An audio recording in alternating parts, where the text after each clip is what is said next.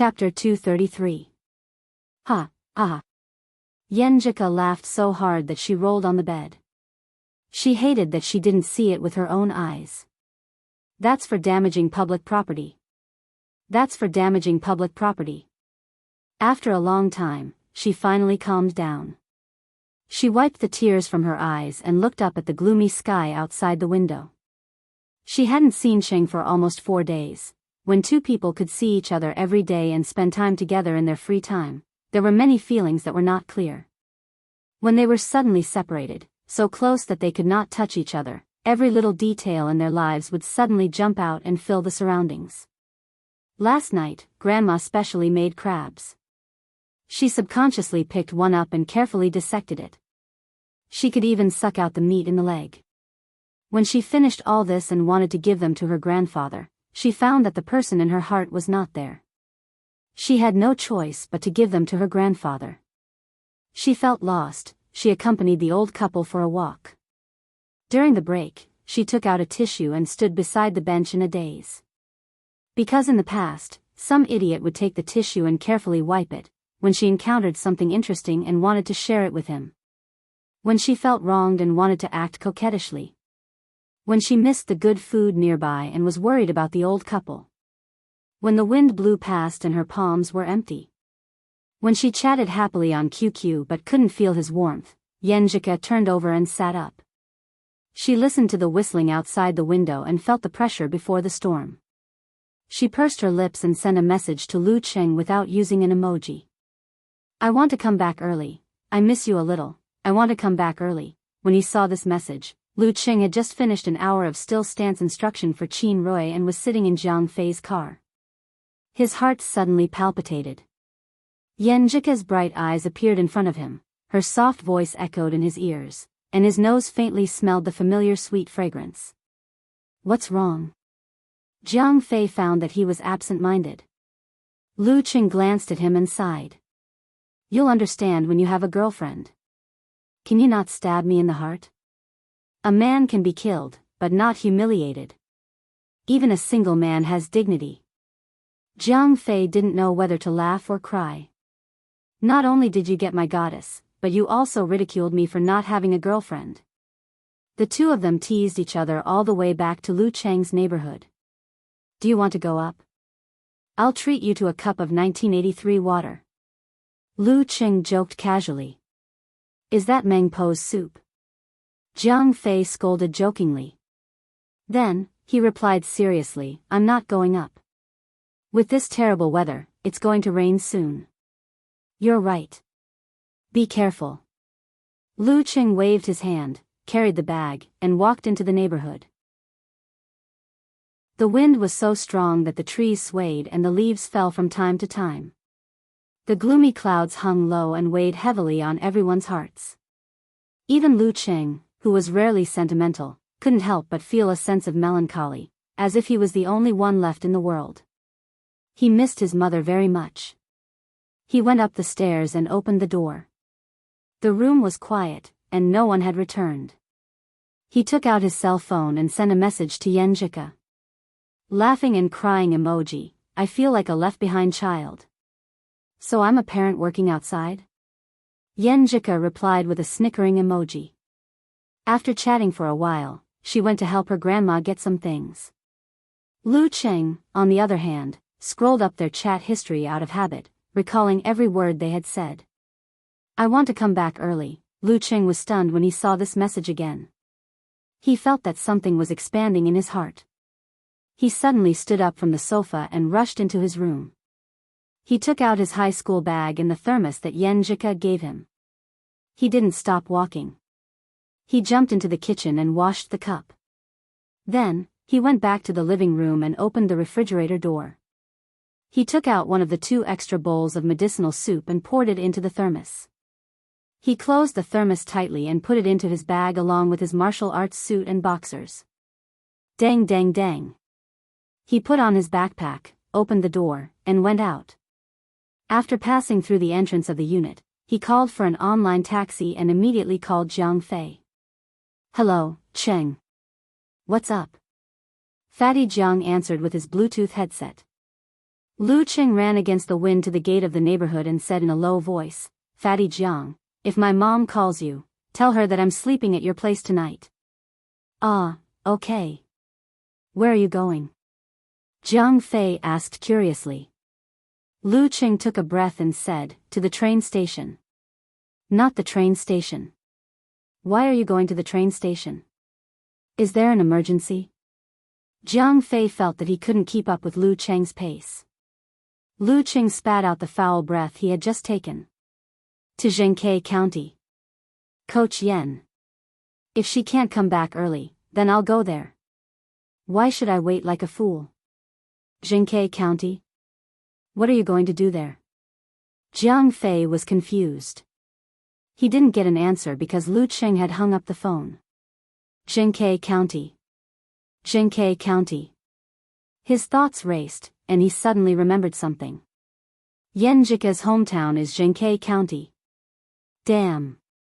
I've known Qing for so many years, but I didn't know until today that Qing is a man of action. Jiang Fei suddenly felt that Lu Qing's ability to win Yenjika's heart was not without reason. It was quite dangerous to take a car in the storm. Although there was no train from Shushan to Zhengkai County, there were still express and express trains. Lu Qing rationally chose the latter and booked a ticket for 6 p.m. in the online taxi hailing service. The whole journey would only take 35 minutes. Only then did he call his mother, Qi Fang, and tell her that he was going to play at Fatty Zhang's house and wouldn't be coming back tonight. "Look at you, kid. You've been home for a few days, but you've been running outside every day. You haven't even gone to your grandfather's house." Qi Fang nagged a little but didn't say much. Her child had grown up and was independent now. 10 minutes later, Lu Qing arrived at the train station. The sky was already filled with muffled thunders, each louder than the last. Lightning illuminated the gloomy environment. "Don't be like this. The storm is coming. Won't the train be late?" Lu Qing was deeply worried. His original plan was to arrive at Zhengkai County before the storm, find a hotel to stay in, and then make arrangements according to the specific situation on Yenjika's side.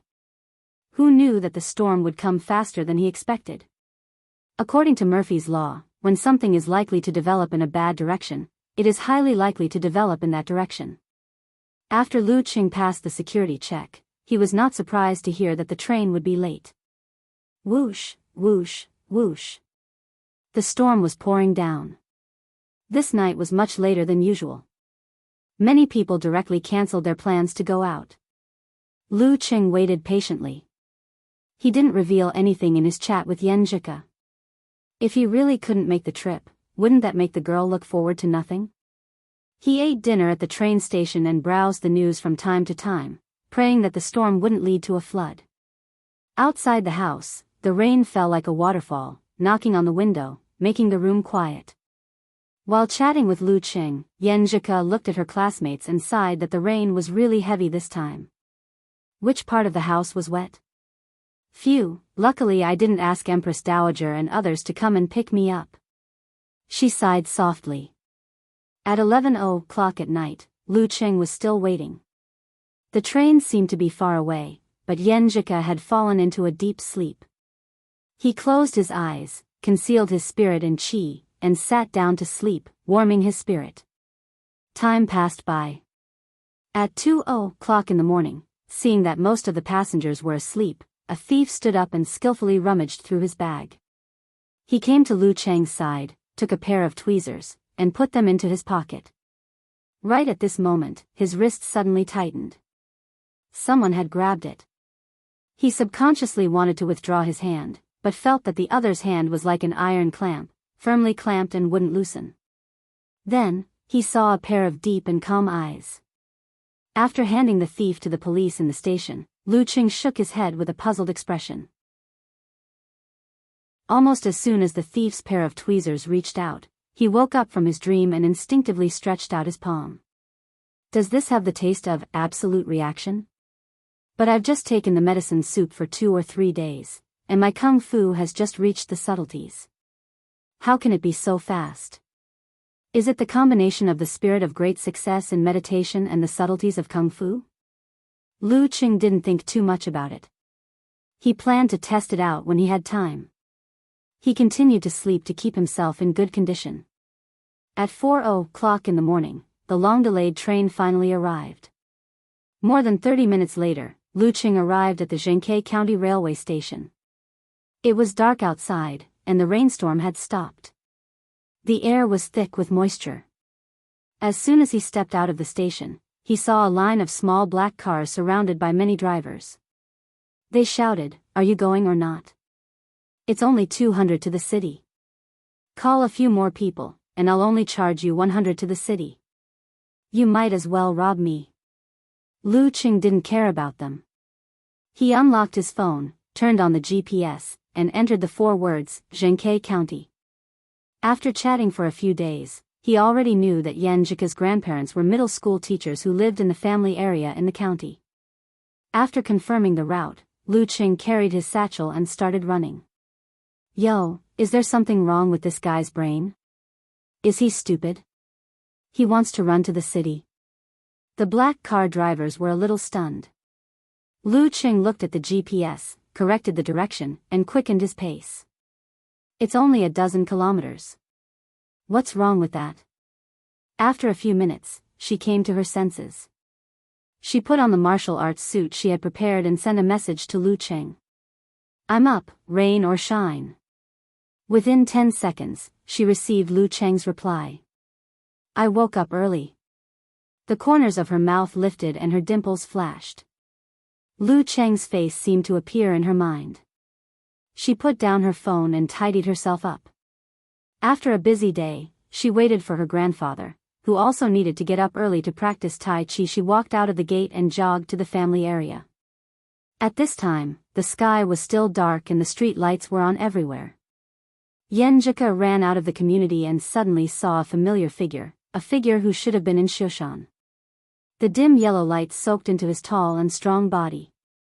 It dyed his eyebrows, his outline, and the familiar smile at the corner of his mouth with a layer of light. Cheng. Yenjika almost whispered to herself. Then she reached out and covered her mouth, afraid that she would disturb her grandfather in front of her. Then she rubbed her eyes until they were red and wet. She couldn't believe that she saw Lu Qing. Why did he suddenly appear here? It was raining so heavily last night. At this time, her grandfather turned around and wondered why his granddaughter stopped at the gate of the community. Yenjika turned her head and looked to the side. Hiding her expression, she started running again. When her grandfather wasn't paying attention, she took out her phone and sent a message to Lu Qing. Why are you here? With a warm smile, Lu Qing replied to the girl on his phone. Because I miss you too. Chapter 234. Because I miss you, too. Yenjika stopped running again. Her eyelashes trembled and her vision blurred. Too many emotions were bursting and blooming in her heart. She couldn't wait to turn around, run under the streetlight, and throw herself into the arms of the person she missed so much. Glancing at her grandpa in front of her, she bit her lip with her white and neat teeth to suppress the throbbing. She typed on the keyboard and sent a message to Lu Qing. Idiot, you almost made me cry. Phew. She exhaled and calmed down a little. Then, she said, that's right. I'm inviting you to do morning exercises with me. You can't reject me. A smile blossomed on Lu Qing's face as he replied briefly, okay. He put his phone in his pocket, carried his sling bag, and started jogging. He followed his girlfriend from a distance and turned to the right. He followed her through the shady road and followed her to a place with good greenery. Grandpa, I'm going to continue practicing martial arts over there. Yenjika greeted her grandpa cheerfully. She was unusually happy and looking forward to it. Her grandfather knew that there were many martial arts styles that could not be seen by outsiders when practicing. A few days ago, his granddaughter had also gone to a secluded place nearby. Without suspecting anything, she waved her hand and joined the group of old men practicing Tai Chi she stretched out with her acquaintances. Lu Qing saw this and immediately quickened his pace. He followed the slender figure into a small path and turned into a place that looked like a botanical garden. Jinkei County was just a wall away. After running into another fork, Yenjika slowed down and stopped under a fresh tree. She pursed her lips and looked deeply at her boyfriend, who was getting closer and closer. Lu Cheng was about to hug her when he found that she was looking to the side with her hands behind her back. She pouted and said, "Stand there and don't move. Close your eyes. Just close them." Lu Cheng couldn't resist Yenjika's coquetry. He smiled and said, "Okay, okay." He stood there and closed his eyes, listening to the familiar soft footsteps walking towards him. Am I being teased this time? Yenjika stopped for a moment after she got close. Her eyes were like water as she looked at Lu Cheng's face. He looks a little tired. He probably didn't sleep well last night. His beard was sticking out. He must have not had the time to shave. His hair was a little messy. Humph, he must not have had a chance to shower last night. The girl's heart grew softer and softer. She took half a step forward, wrapped her arms around his waist, and buried her face in his shoulder. She felt the familiar smell, the familiar body temperature, and the familiar heartbeat. She felt the longing and frustration of the past few days melt away little by little. Don't open your eyes. She sensed Lu Cheng's attempt to open his eyes to return her hug, so she scolded him in a tender voice. All right. Lu Cheng smiled and closed his eyes, showing that he was looking forward to it. Yenjika's eyes rippled. She raised her hands and put them around Lu Cheng's neck. Tiptoeing, she kissed the corner of Lu Cheng's mouth and the stubble on his head. The corners of his eyes, his face, his forehead. In this aspect, she was a good student of Lu Cheng. She kissed him gently one after another. Finally, she closed her eyes. With a face full of righteousness, shyness, and joy, she kissed Lu Cheng's lips. She clumsily traced the outline of his lips and timidly stuck out her tongue. Lu Cheng hugged her tightly and kissed her back passionately. He wished he could be their flesh and blood. After a long time, Yenjika panted and broke away from her boyfriend's embrace. She looked to the side with a drunken look. Her cheeks were red, and she pretended to be indifferent. This is my morning kiss for you. Little boy, you need to train well. Yes, Sister Yen, Lu Cheng answered comfortably. He hung his satchel on the tree branch and got into position. Yenjika tilted her head and asked in confusion, "Don't you drink the medicine soup?" "I drank it long ago. I've already finished one round of training. Don't you see that I'm wearing a martial arts suit?" Lu Cheng smiled and pointed at his body. "I have to admit that the nearby public toilets are pretty clean." "That's right, I'm also stupid. Humph, I must be infected by Cheng." Yenjika glanced at Lu Cheng. She didn't want to admit that she was too excited to pay attention to details. They didn't waste time on each other, nor did they neglect their training. They each took a side and practiced their own content. From time to time, the sound of punches and kicks could be heard. During this process, they would occasionally meet eyes and communicate with each other. It was extremely sweet and beautiful. Time flew and it was 7:30 in the blink of an eye. According to her usual habits, Yenjika should have left at this time to meet up with her grandpa and go home for breakfast. However, she dilly-dallied and didn't want to say goodbye. "Cheng, how's the effect of your tempering these past few days?" She looked up and asked with a faint smile. Lu Cheng stopped his posture and hugged the girl into his arms. "You're so dirty. You smell like sweat." Dirty Cheng who didn't take a shower. Yenjika punched his chest lightly but didn't struggle. She chose to snuggle up to him quietly. Lu Cheng chuckled and then replied, "The effect is pretty good. After only 2 or 3 days, I feel like I'm slowly getting into the details. I was thinking, the seniors who started practicing martial arts at the beginning definitely didn't have the help of the medicinal decoction. How did they do it?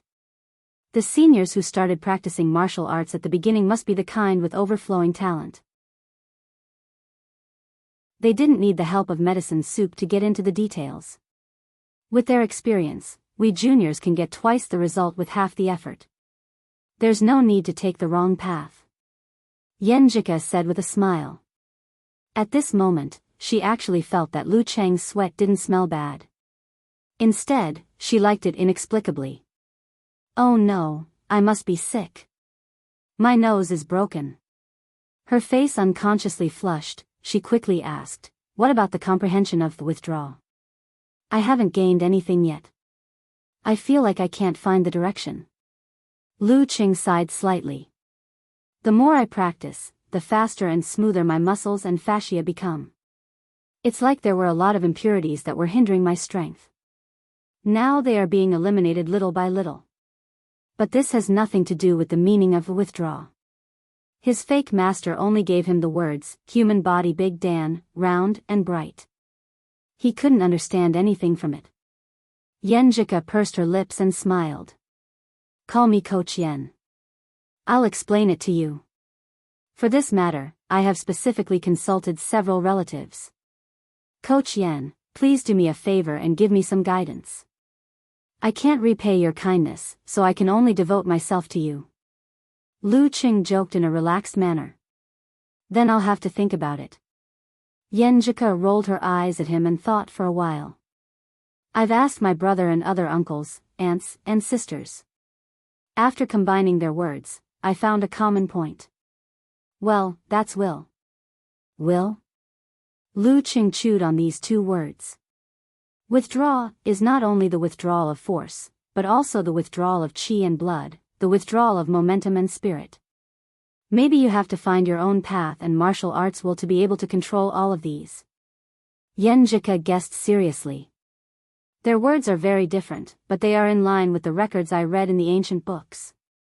Dan's stage varies from person to person. You can't imitate others. Well, it's probably because everyone is unique and their wills are also different. Lu Qing listened thoughtfully. He thought of something his master said, that he had to walk the path of martial arts mixed with cultivation. That was why his master couldn't give him too detailed guidance. But I don't know anything about cultivation, my path of martial arts. What will my martial arts will be like? It seems that I have to start from the Jin Dan. Back then, did your cousin find his martial arts will because he was injured? Lu Qing asked casually. There were not many people in the world who could communicate effectively with his brother-in-law, and his girlfriend was one of them. Yes.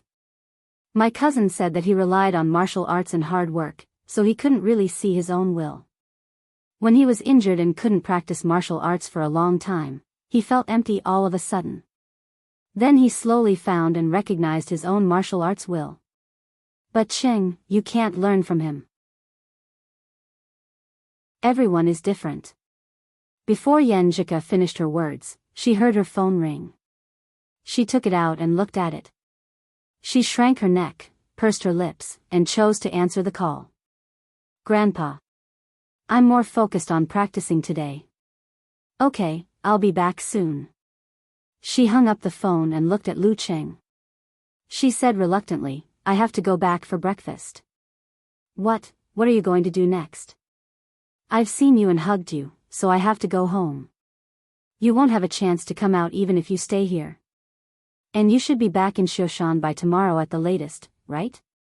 Lu Qing smiled and breathed in Yenjika's scent. His original plan was to ask her to go to her uncle, aunt, and other relatives' houses and have a short date with him on the way. But since they had already done morning exercises together, there was no need to trouble her anymore. Yenjika stared at Lu Qing quietly with her dark eyes.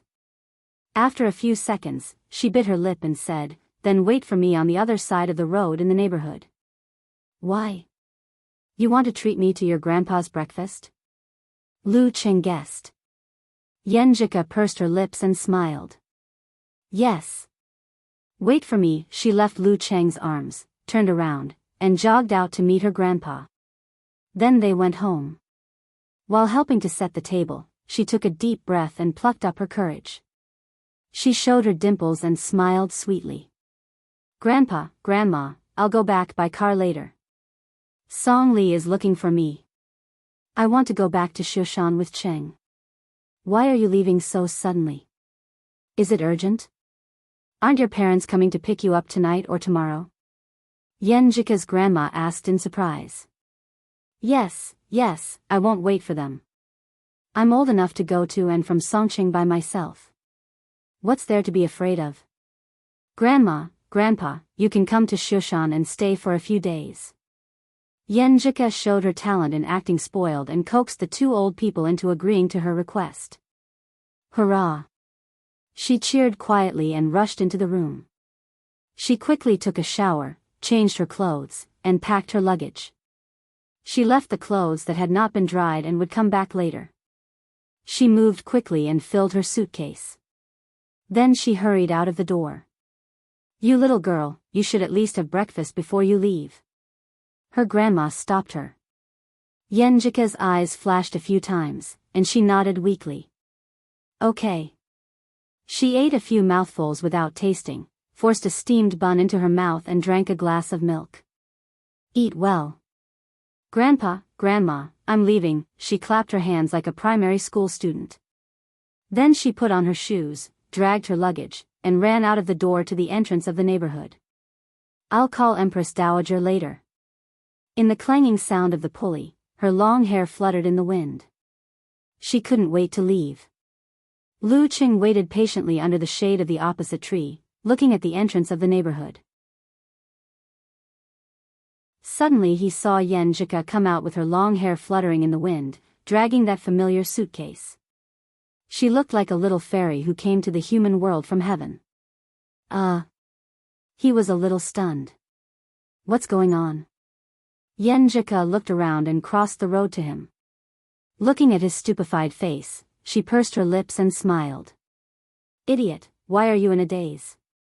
Help me carry my suitcase and call a taxi. You're going back with me? Lu Qing woke up and was surprised. He quickly took the suitcase. Yenjika turned her head and looked to the side. She didn't answer directly. She waved her hand and hummed. Let's go. I'll treat you to breakfast. On the minibus from Jinkai to Shushan, the two leaned against each other and didn't talk for a while. They just smiled and looked at each other's interlocked fingers and the rings that were shining again. At this time, the minibus started to play music.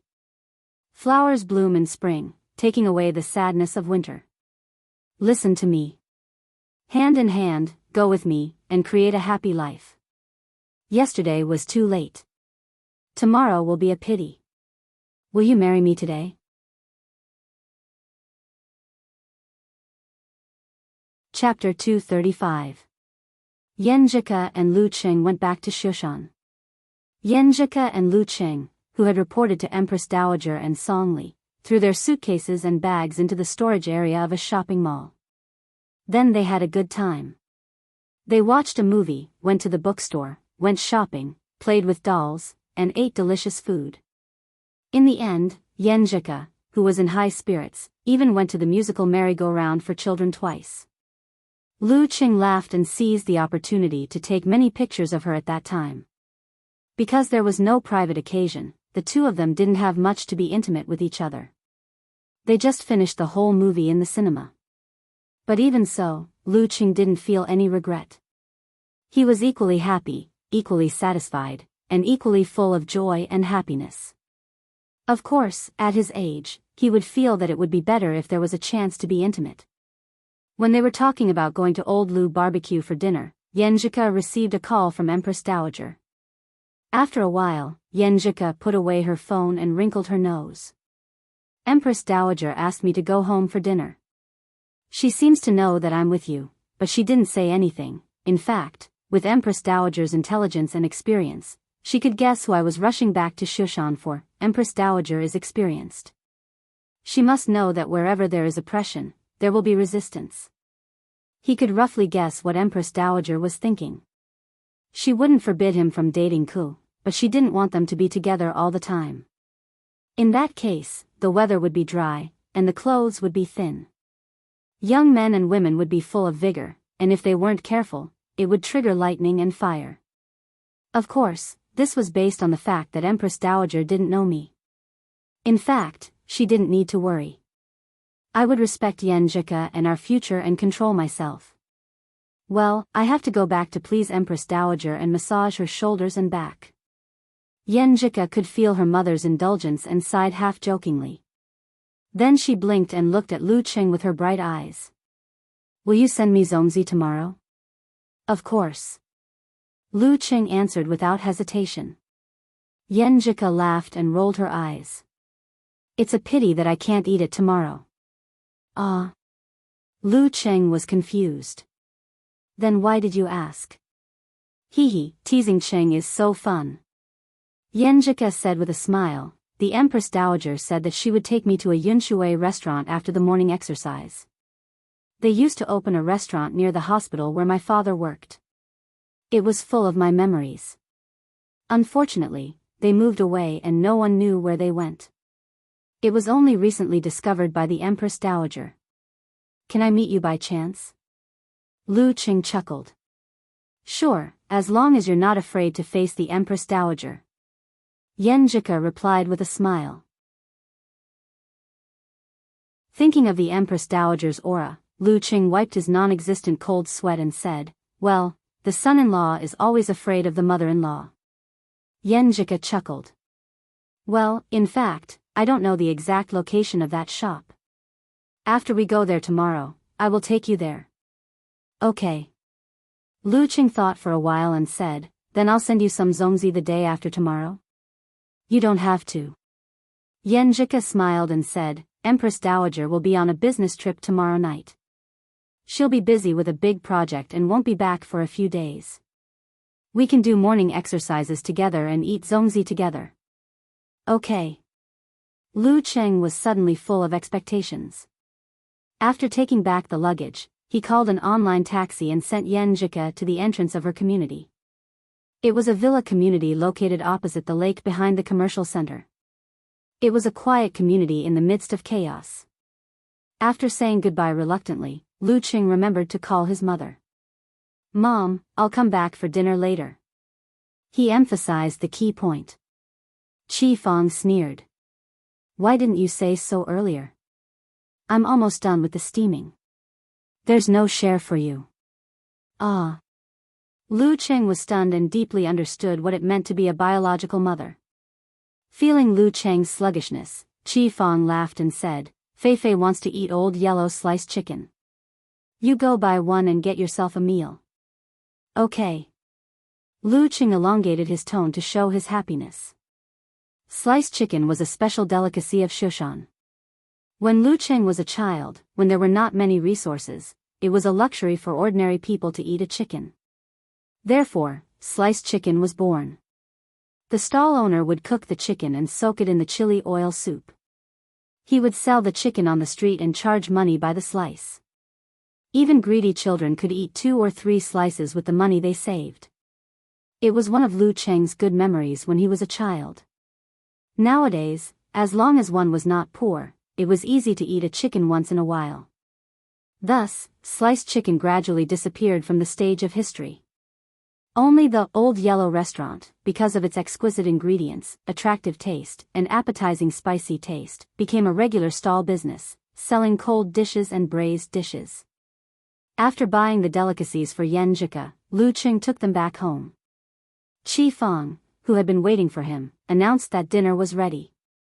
What have you been doing these past few days? Qi Fang asked when she was half full. Didn't I tell you already? I went to work part-time in the martial arts club of my classmate's master. Lu Qing poured some sliced chicken and mixed it with rice. Lu Jisheng put down his chopsticks and took a sip of Ningxue Daku original proof liquor. You started work so early? How many days a week? Monday, Wednesday, and Friday from 9 to 12 in the morning. But most of the time, I also stayed in the martial arts club and borrowed their strength training room to practice. Or I could give guidance to the inner disciples. Lu Qing told his parents that he might not be at home often. Most of the time, he would go on dates. Not bad. It's very easy. Qi Fang breathed a sigh of relief. She was afraid that her son would be too tired to make money. Then, half out of curiosity and half out of habit, she asked, in that case, how much do they give you a month? Questions about money always aroused people's desire to understand. Not only Lu Jisheng looked over, but also Qi Yunfei, who was chewing the chicken, turned her head and looked at her cousin with interest. Lu Qing hesitated and said frankly, they give me more than 50,000 yuan for 2 months. This did not include the individual guidance fee. Although only Qin Rui could make an appointment, he believed that after he improved, other inner disciples and aspiring martial arts students could not help but give it a try. 50,000, 10,000? Qi Feng's chopsticks paused in the air.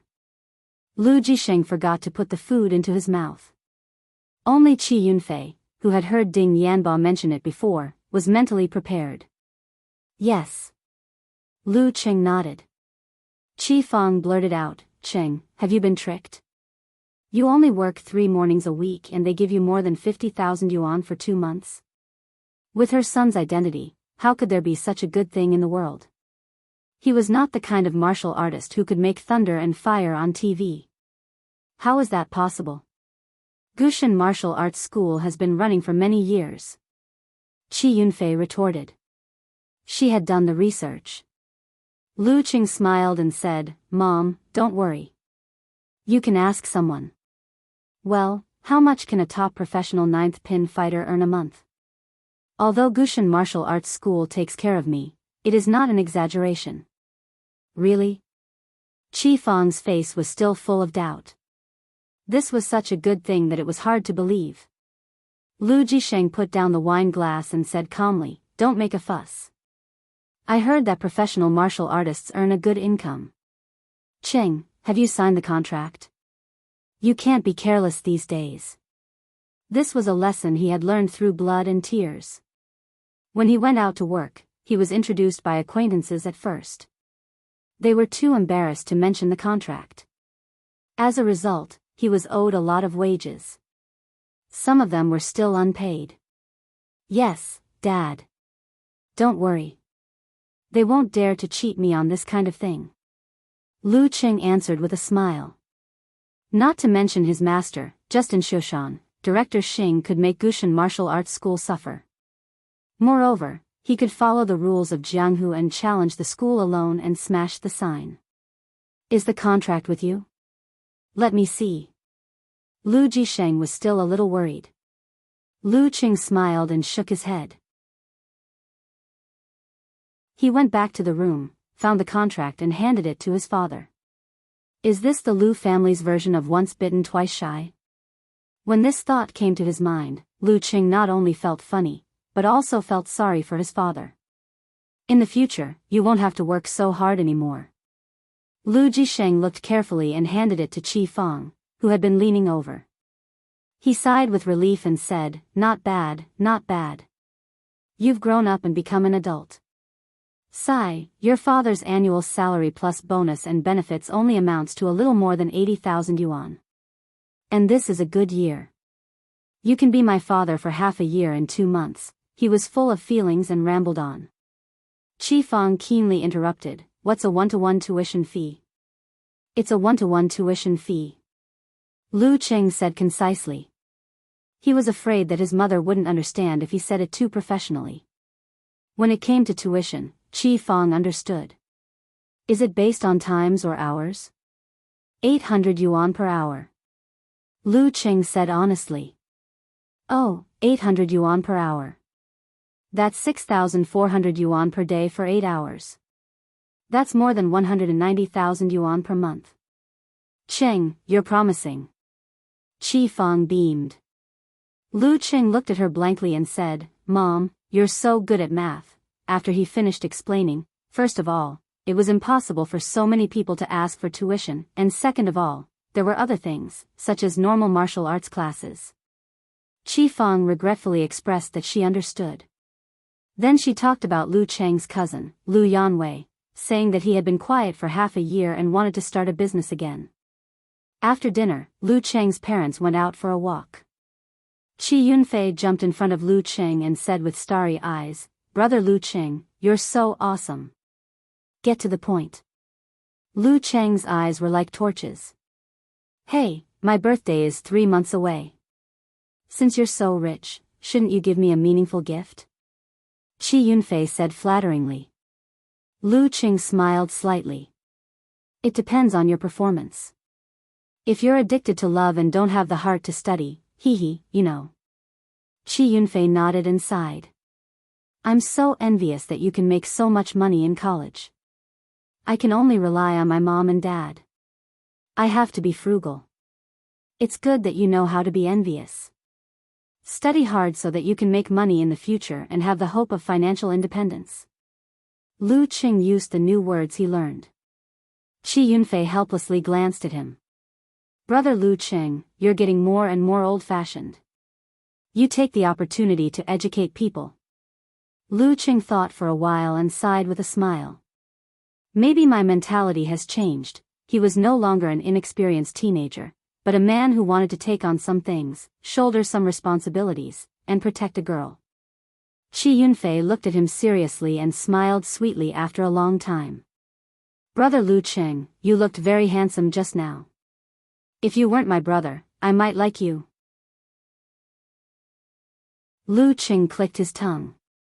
If you weren't my sister, hey, I wouldn't even look at you.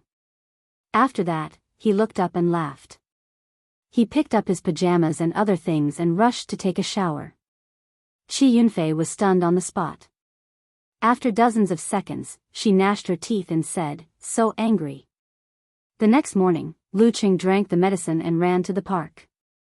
Today, he wanted to test the prototype of absolute reaction that inexplicably appeared before. He tried to grasp the characteristics of cultivation through Jindan.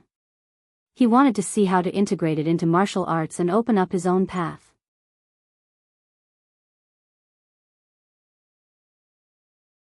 Chapter 236. Phew. At the end of his morning exercise, Lu Qing exhaled a mouthful of foul air and shook his head with a wry smile. To him, this was something he had expected. How could one be able to find the right direction and achieve success on the first try?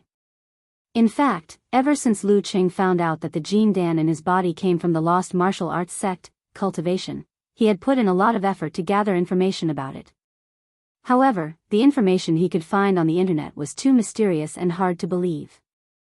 For example, in a small cultivation fan exchange forum, there was a guy named Thompson, who had developed hysteria due to his practice and almost became a cripple.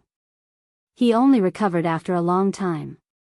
Without a corresponding martial arts reference, Lu Qing's attempt to grasp the characteristics of cultivation through the Jindan was like a blind man groping for an elephant. It was difficult for him to gain anything of value. At most, he could deepen his understanding of the concepts of frost, Virokana, and starry sky. Naturally, there was no way for him to integrate the knowledge of cultivation and open up his own path. Sigh, it's been several months since Master's old friend obtained the Longhu Immortal's legacy. Why hasn't he achieved anything? Lu Qing complained in his heart. He packed up his things and prepared to go home for breakfast. If he still couldn't grasp the characteristics of cultivation, then he decided to use the simplest, crudest, and most effective method. That was to completely follow the orthodox martial arts path and treat the Jindan as a supernatural energy fountain. Through time and time again, he would completely absorb it and strengthen his own supernatural abilities of frost and flame.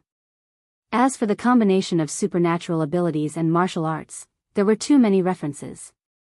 The predecessor planted the tree, and the successor reaped the shade. It was half the work but twice the effect. If there's no other way, then so be it. Jindan, who knows what it is?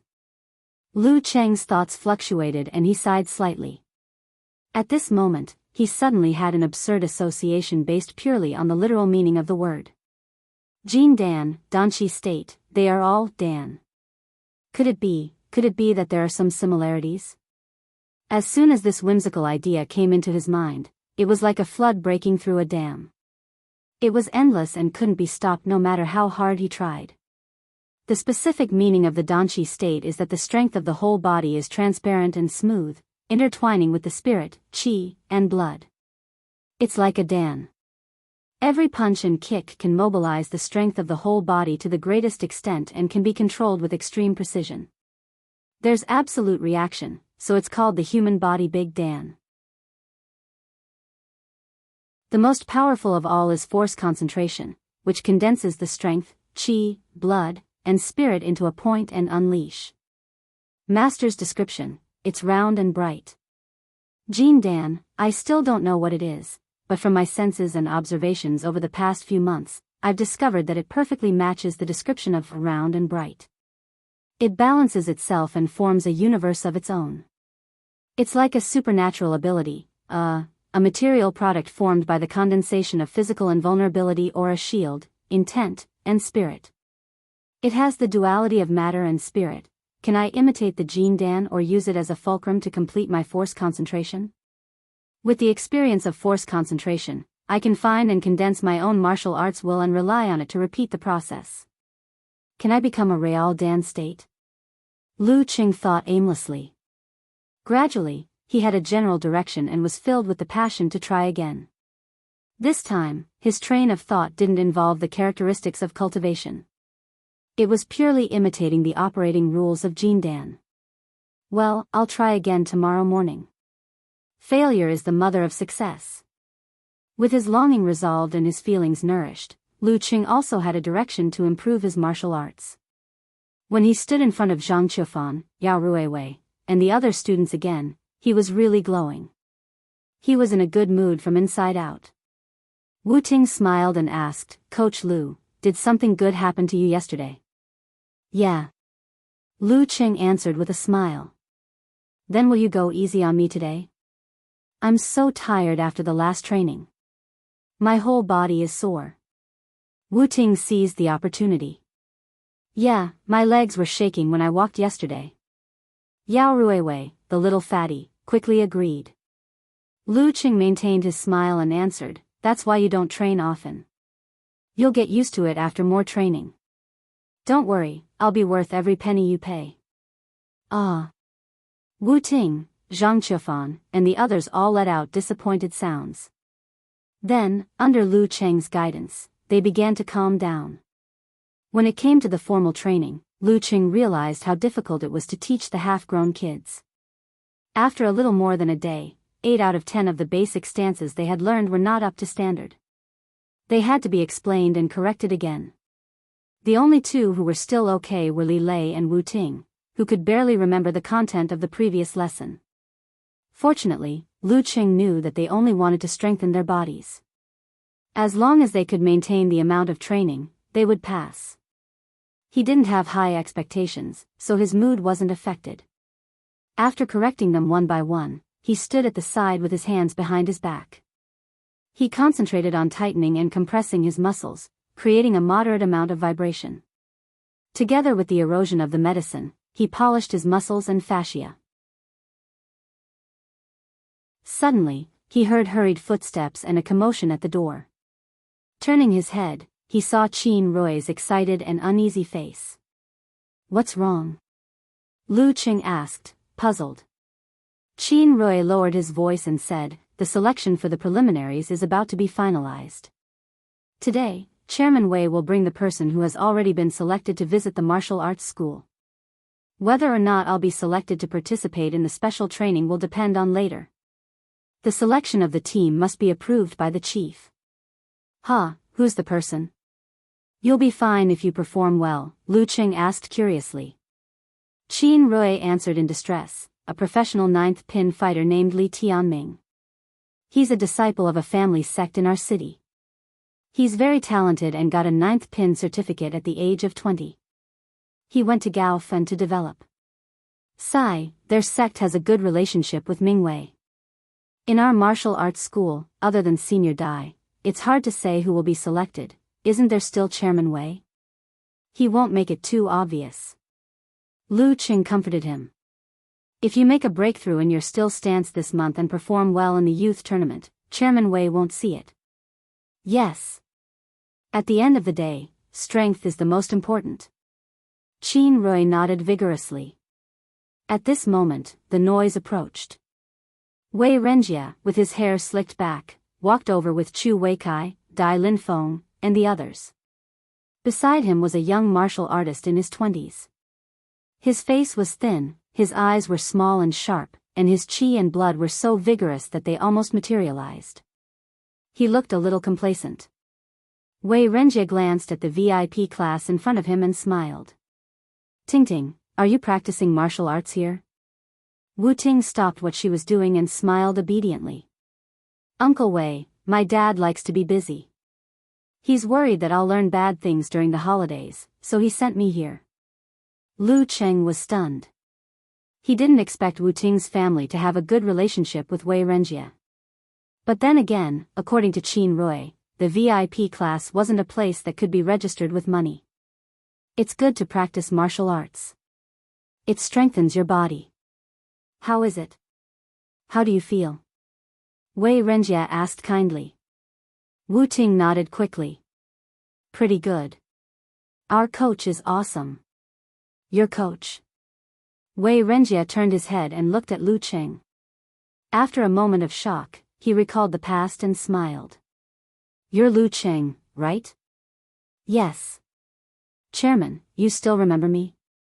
Lu Cheng replied with a smile. At this moment, Li Tianming's eyes also looked over. His pupils suddenly shrank. He didn't expect to see a young martial artist with vigorous qi and blood in the Gushan martial arts school. Ordinary people like Wei Renjie wouldn't think much of it. At most, they would think that Lu Cheng looked very energetic and tough. But in the eyes of martial artists with similar experiences, it was obvious what it meant. At this stage of the body refining state, the strength of martial artists was like a firefly in the night. It was so bright and so flamboyant that it couldn't be hidden. What does this mean? Li Tianming looked at Chu Weikai in surprise. He saw that this old man with deep wrinkles was also looking at him. His smile was amiable and his eyes were meaningful. How can I not remember? My idea for special training came from your opinion. Wei Renjie laughed. Is it summer vacation? Why are you here as a coach? Part-time job. Lu Cheng answered honestly. Good. It's good to be self-sufficient. Wei Renjie didn't say much. He walked around the VIP class area and walked towards the stairs surrounded by people. When the area was almost out of sight, Li Tianming couldn't help but look back at Lu Cheng. How could he not be cautious when he found a martial artist at the peak of the body refining state in a martial arts school that he didn't have a good relationship with? But Lu Cheng didn't care at all. He didn't even think about competing for the preliminaries. It's a pity that Chairman Wei isn't a martial artist. He can't see how strong you are. Qin Rui sighed regretfully. He strode forward and caught up with the group. After the tour, the few people with the highest status sat down in the office on the third floor. Li Tianming glanced at the summer martial arts class registration list on the table. He pretended to pick it up casually and flipped through it. VIP Class 3, Coach Lu Cheng, Professional 9th Pin, Lu Cheng. Chairman Wei called him Lu Cheng just now. Li Tianming put down the list and took out his phone while listening to Wei Renjie's long speech. A professional 9th Pin martial artist could more or less find the competition videos online. Chu Weikai glanced at his actions and smiled faintly. Lu Cheng, Professional 9th Pin. After typing these words, Li Tianming put his phone on silent mode and browsed through the information. He randomly clicked on a video. At the beginning, his expression was still normal. But as he watched, his expression changed and his body couldn't help but tremble. Wei Renjie ended his speech and looked at Li Tianming with a smile. Tianming, what do you think after watching the young talents of Shushan? Do you have the confidence to take on the challenge of the preliminaries? He was inviting Li Tianming. Li Tianming suddenly woke up and looked at Chu Weikai subconsciously. He saw the smile on Chu Weicai's face. Li Tianming took a deep breath and answered stiffly, Chairman, I don't have the confidence, huh? Wei Renjie was stunned. What kind of answer is this? I was just asking out of habit. Li Tianming forced a smile and said, I've thought about it seriously. I'm still too weak to win glory for Shushan. Chairman, I'm sorry to let you down. If I agreed to be the leader, Gushan Martial Arts School would definitely find an excuse to challenge me, and I really don't have the confidence to face that guy just now." Wei Renjie was still calm. He maintained his composure and asked seriously, "Are you sure?" "Yes." Li Tianming answered with a red face. After the exchange, he left Gushan Martial Arts School as if he had escaped from a tiger's den. Looking at Li Tianming's panicked back, Lu Qing pulled Qin Rui and asked thoughtfully, "Chairman Wei, why did you decide to visit today?" "My master invited me." Qin Rui didn't think there was anything wrong with it. Lu Qing laughed and shook his head. He didn't say anything else. "Master, this trick is really useful." After watching Wei Renjie leave, Dai Linfeng saw that there was no one around and said excitedly, "In the future, if we meet any ignorant professional ninth pin who wants to be the leader, we can invite them to visit." Lu Qing doesn't want to do that, but others don't know. Chu Weikai sighed and said, "This method can only be used once." Do you think Lu Qing is stupid? Can't he see through it? We can use his prestige a little and think about our relationship with him. He will turn a blind eye and let it go with a smile. If we do it again and again, what does he think he is? Dai Linfeng nodded and said sincerely, "Master, I understand." Yes, we have to seize the opportunity and try to get the professional ninth pin who is close to us. Sigh, only an experienced person like Master can accurately grasp the limits of the previous method.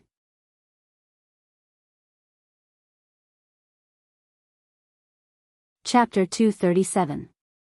Lu Qing, who had nothing to do in the afternoon, went home early. He was chatting with Yan Zhika on his phone while watching variety shows on the sofa. When night fell, he found that his mother was not home. The dinner they had planned was still in his imagination. "Hello, Mom, where have you been?" Lu Qing, the left-behind child, took the initiative to call. Qi Fang was surprised. "Didn't I tell you?" "No." Lu Qing answered blankly. Qi Fang laughed dryly. "Oh, I'm used to you studying outside." "Used to what?" "Used to not having a son like me." Lu Qing covered his face and sighed. Qi Fang continued, "Fei Fei has been playing in our house for a few days. Your aunt urged her to go back. I thought it would be a waste if I didn't use it since I helped someone take over for a few days. So, I decided to send her back. I don't want to embarrass your aunt if anything happens on the way back. Qing, you and your dad can settle it by yourselves tonight." I can sleep in my room tonight?" Lu Qing was delighted. He asked, "Mom, when are you coming back?" "The day after tomorrow. I'll go to your grandpa's house tomorrow and get some homegrown vegetables." Qi Fang started nagging Lu Qing to come over and spend time with his grandparents on weekends when he was not at the martial arts school. After listening to his mother's nagging, Lu Qing immediately sent a message to Yan Zhika, saying that he was abandoned by his mother and had no dinner. Yan Zhika replied with a few pictures of the food she was enjoying without sympathy. "Don't mention it. I'll help you eat." After a while, Lu Jisheng opened the door and entered the house. He saw Lu Qing sitting on the sofa with the lights off and the TV off, playing with his phone. His face was lit up by the flickering light of the screen. "You young people can't live without your phones." Lu Cheng's father shook his head and sighed. He turned on the lights and the whole house was lit up. "Dad, Mom went to Aunt's house. We'll settle the dinner by ourselves." Lu Qing looked up with his phone in hand. Lu Jisheng pushed his gold-rimmed glasses. "I know. I'll cook." As he spoke, his voice suddenly came to a halt. Lu Qing was stunned. He took a deep breath and said, "How about we go to Grandpa's house?" "Okay."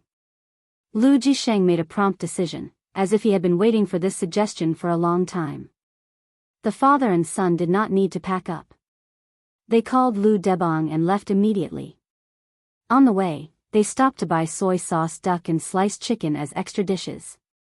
When he entered his grandfather's house, Lu Qing suddenly felt that the atmosphere was not right, because there were guests. A man and two women were sitting in the living room. They were chatting with Lu Debong, Lu Jiqiang, and Lu Yanwei, while Grandma and second aunt were busy preparing dinner in the kitchen. "Jisheng, you're here. Come and take a look." Do you still remember Zijuan from old Zhao's family? He's doing well now. He's the deputy director of the police station on Feixia Road. Lu Debang smiled and pointed at the only man among the guests. Zijuan, I remember you. When we were young, we always played together. Every time we played a game of cops and thieves, he always wanted to be the police. Now, he is really a police officer. Lu Jisheng was pleasantly surprised to see his childhood playmate. Old Zhao's family had been neighbors for a long time. Zhao Zijuan was in his 40s. He had a square face, short eyebrows, and heavy eye bags. He stood up and patted Lu Jisheng. Jisheng, you still look like a scholar. Hee hee. Back then, whenever I was naughty, my father would use you as an example to lecture me. He said that he would be satisfied if I was half as good as you, other people's children. Lu Qing silently summarized for Zhao Zijuan. The other two were ladies, but he didn't pay much attention to them. He just glanced around and found a girl in her early 20s with half of her hair in a bun.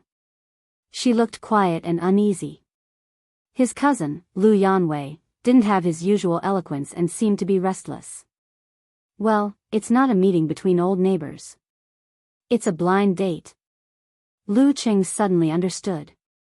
He walked to Lu Yanwei with interest and patted him on the shoulder. This was the first time he had encountered a blind date. It seemed that Lu Cheng's ambition scared second uncle and the others, so they sped up the blind date. They came directly to him without making any arrangements. Lu Yanwei looked at his cousin, sadly, and did not dare to say anything. This is my wife, Huang Kun. This is my maid, Zhao Qian. She is a language teacher in number 3 primary school. Is that your son? After catching up, Zhao Zijuan introduced his family.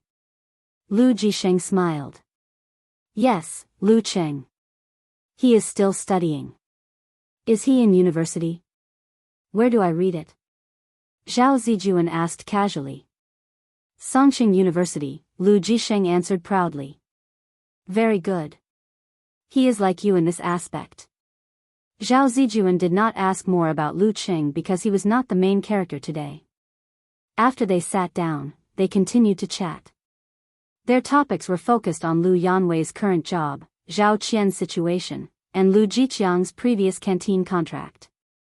Lu Qing could tell that his second uncle had been repeatedly reminded that he would not use a second sentence if he could answer with one sentence, so as to avoid accidentally saying something hurtful. They talked from before dinner until dinner. Lu Qing did not say a word and played the role of a normal person eating meat, chicken, duck, pork ribs, and eggplant diligently. The male and female protagonists were robbed of the limelight by their parents, so they could only answer questions in silence. Lu Qing could feel the awkwardness between them even with his toes. Well, he tested absolute reaction this morning and found that there was no such thing. Was it by accident that he caught the thief? That's not right. That feeling was very obvious. I was in a deep sleep at that time, but I was awake during the test. Was that the difference? Lu Qing, who was lost in his thoughts, found the atmosphere a little cold and subtle. It seemed that the Zhao family was not satisfied with Lu Yanwei's situation. After dinner, Zhao Zijuan did not stay long. He said that he had something to do and left with Huang Kun and Zhao Qian. He did not let Lu Jiqiang and Lu Yanwei see him off. After the guests left, the Lu family fell into a short and depressing silence. After a few minutes, Lu Cheng's second aunt, Wang Lily, hit Lu Yanwei and said with a sobbing voice, 2 or 3 years ago, when our family was still strong, would old Zhao not like you? Wei, people have to accept their fate. Some people are destined to be rich and some are destined to live a stable life. Don't worry about it. Work hard and make progress. Lu Yanwei pursed his lips tightly and said nothing. He stood there stubbornly, his round face full of gloom. Well, don't talk about it. Let him do whatever he wants. We can't afford it anyway. Lu Jiqiang shouted. His hair seemed to be getting whiter and whiter. If I had known this would happen, I wouldn't have come for dinner. Lu Qing felt a headache. He looked at his father and found that he felt the same. Even an honest official can't solve a family matter. It was his second uncle's problem, so he couldn't get involved. Don't talk about it. You can do whatever you want. The old master waved his hand and sighed. He walked back to the sofa and sat down, watching TV in silence. Lu Cheng's grandmother and second aunt started to clean up the table. Lu Jiqiang sat on the single sofa. Lu Yanwei wanted to say something but couldn't. He walked back to his room gloomily. Dad, I'm going to talk to my brother, Lu Qing said in a low voice. Go, talk to him. Lu Jisheng knew that his son had matured quickly in the past half year, so he nodded with relief. Lu Qing knocked on the door and entered the dark room. He sat on the computer chair and looked at Lu Yanwei, who was lying on the bed. Brother, what do you want to do this time? He had heard him mention it before. Lu Yanwei said sullenly, I used to run a restaurant. I saw that the takeout business in Xiushan is booming, so I want to open a restaurant that doesn't have a shop. It won't cost too much. Speaking of this, he opened his mouth.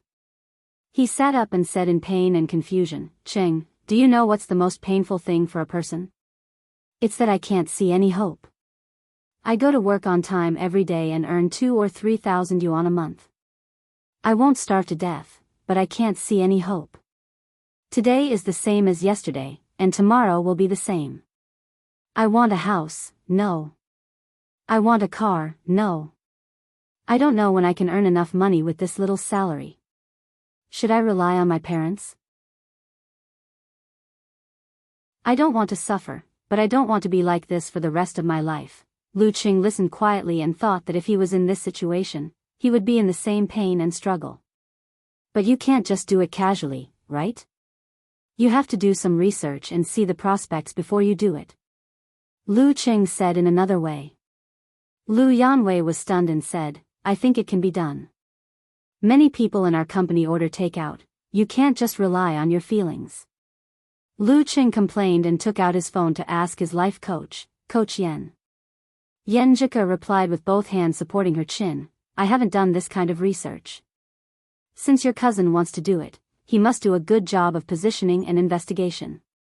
For example, where is the takeout area he is targeting, how many restaurants there are, and whether they are popular. Lu Qing translated her suggestions into his own words and told his cousin. Lu Yanwei, who only had high school education, was stunned. In the end, he said, Cheng, you know this? I don't know, but some of my classmates do. Lu Qing answered proudly. Coach Yen is awesome. Well, I'll figure out these things first. Lu Yanwei suddenly found that he had no idea at all. He had taken it for granted before. Ningshui, Qi Yan's house. Qi Yunfei was lying on the bed, watching a video leisurely with her legs crossed. Sister, what are you watching? Chen Xiaoxiao walked in while drying her hair. Qi Yunfei laughed and said, Brother Lu Cheng's competition video, super handsome. Brother Lu Cheng? Competition video? Chen Xiaoxiao was confused. See for yourself. Qi Yunfei pushed the tablet in front of her. I'm drying my hair. Chen Xiaoxiao muttered. She stopped what she was doing and looked over. A few minutes later, she said in surprise, Is this really Brother Lu Cheng? How powerful and awe-inspiring. Yes. Qi Yunfei held her chin and said happily, I'm almost becoming a brother complex. If Ding Yanba is half as good as Brother Lu Cheng, I'll be satisfied. Her eyes were shining as she imagined the future. After leaving Grandpa's house, they took a car back to the entrance of the community. Lu Jisheng and Lu Cheng were about to enter when they suddenly saw a notice posted in a conspicuous place. Police Department Class A wanted order. Lu Jisheng read the title. Lu Cheng looked at the following content. 3 cases of family extermination. Zhan Shuming, on the run, male, professional 7th pin.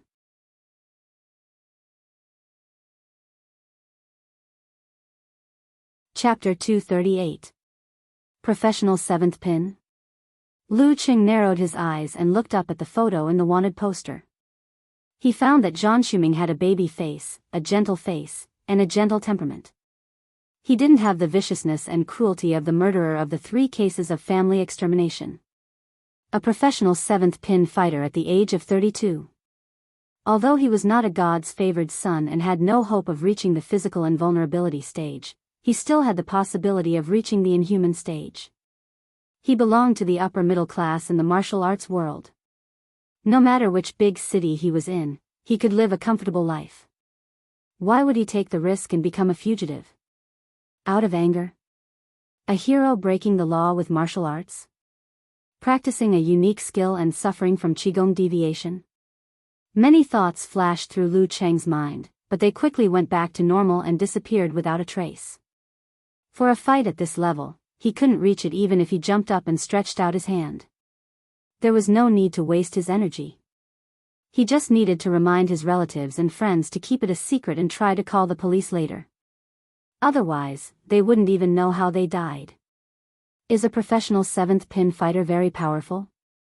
Lu Jisheng asked. He was very clear about the difference between professional martial artists and amateur martial artists. He also knew how terrifying martial artists in the upper 3 ranks were. However, for the rest of the ranks, he had no idea how big the gap between each rank was. Very powerful. It's not a problem for him to beat 2 or 3 of me. Lu Qing explained to his dad with himself as a reference. If you see him, just ignore it and call the police when he's far away. I'm not stupid. If it were another fugitive of amateur 7th pin, I wouldn't dare to call the police. Lu Jisheng laughed and answered casually. You're right. I'm thinking too much. Lu Qing shook his head and smiled. He didn't say more and walked home with his dad.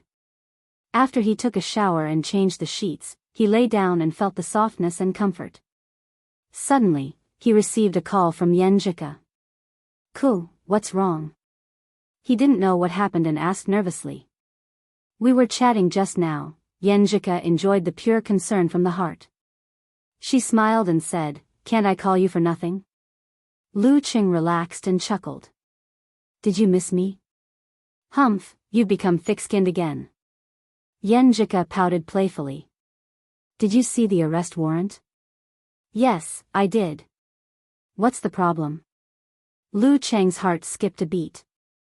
Ku specifically called to tell him about this matter. She definitely didn't just want to gossip. Yenjika stopped smiling and said, according to reliable sources, he fled to a nearby area. That's why there are so many wanted posters. Lu Cheng said thoughtfully. What's the matter with Zhang Shuming? Why were there 3 cases of family extermination? It's said to be revenge. Yenjika chose her words carefully. His parents were also martial artists. In his early years, they were forced to death by a local dance stage mighty one for some unknown reason.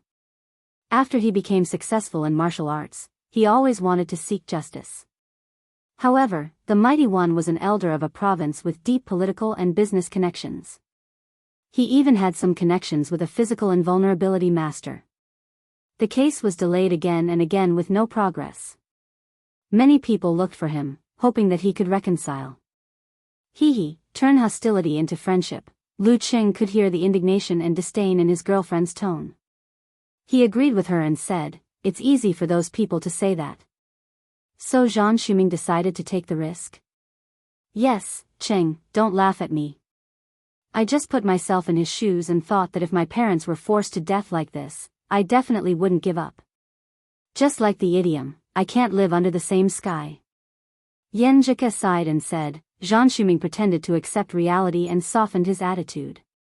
When the mighty one let down his guard, he came in the middle of the night and killed his enemy's entire family of 11. Then he went all the way south, hoping to escape to the war-torn areas. However, the police department took this case very seriously and specially sent a high-ranked dance stage mighty one with supernatural tracking ability and a criminal investigation expert to lead the arrest. They blocked his escape route several times and almost caught him last week. Is this only one case of family extermination? Lu Qing asked sharply. Yenjika took a deep breath and said, Maybe because he was in a desperate situation and couldn't see any hope of escaping, Zhang Shuming had a mental breakdown and became crazy. During this time, he committed 2 cases of family extermination in a row, targeting martial artist families with deep political and business connections. Moreover, the victims were all innocent people who had nothing to do with him. At first, I sympathized with him and admired him, thinking that he had the style of an ancient hero. Sigh, vent anger. Vent? The closer he was to death, the crazier he became. Lu Qing said worriedly, "Ku, your family should be careful too."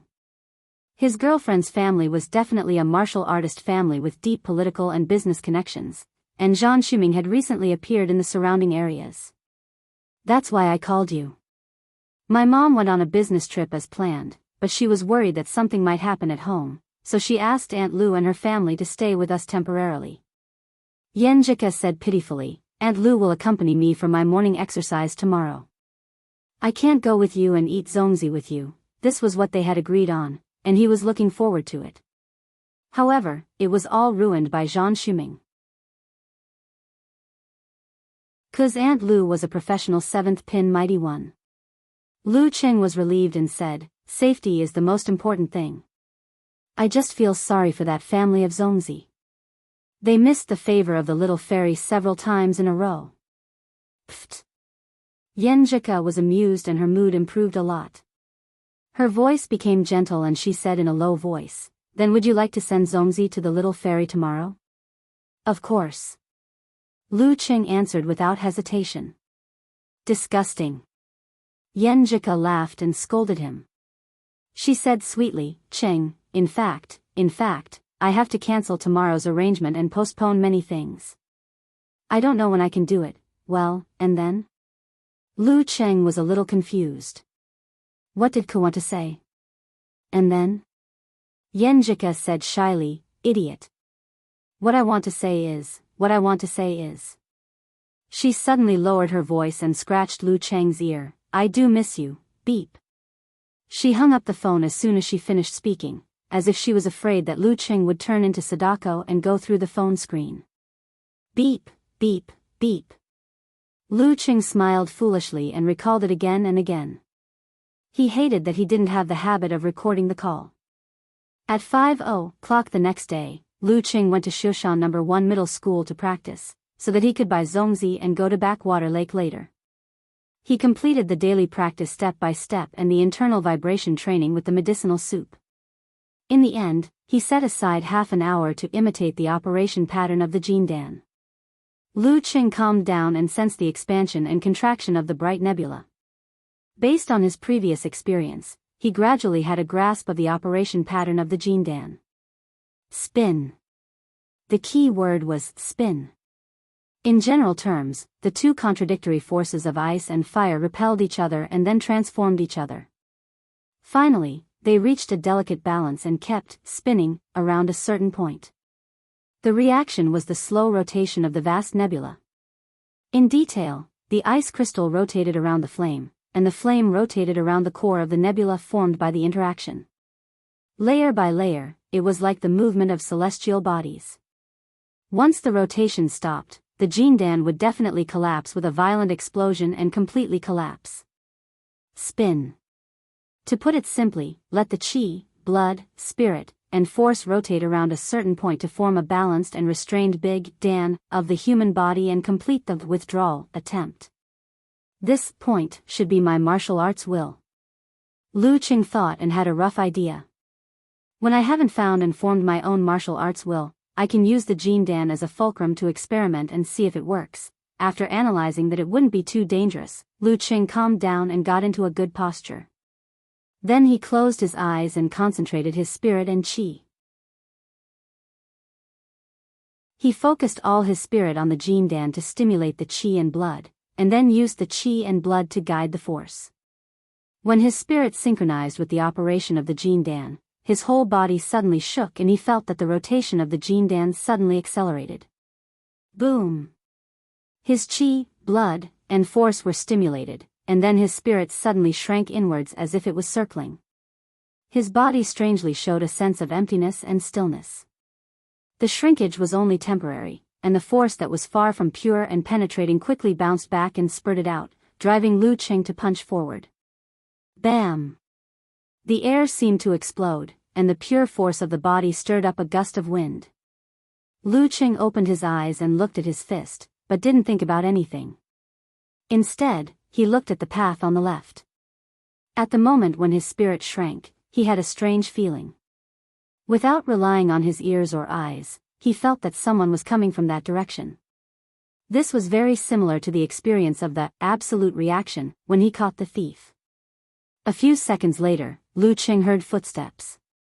After a while, he saw a middle school student on a morning jog pass by. Someone is really coming. Lu Qing took a breath and murmured to himself. As for the absolute reaction from before, he more or less understood what was going on. When he was awake, many distracting thoughts interfered with the operation of the Jindan, so it couldn't exert its own characteristics. When he fell into deep sleep and had fewer thoughts, it showed something similar to the absolute reaction, or even more powerful, similar to the ice mirror.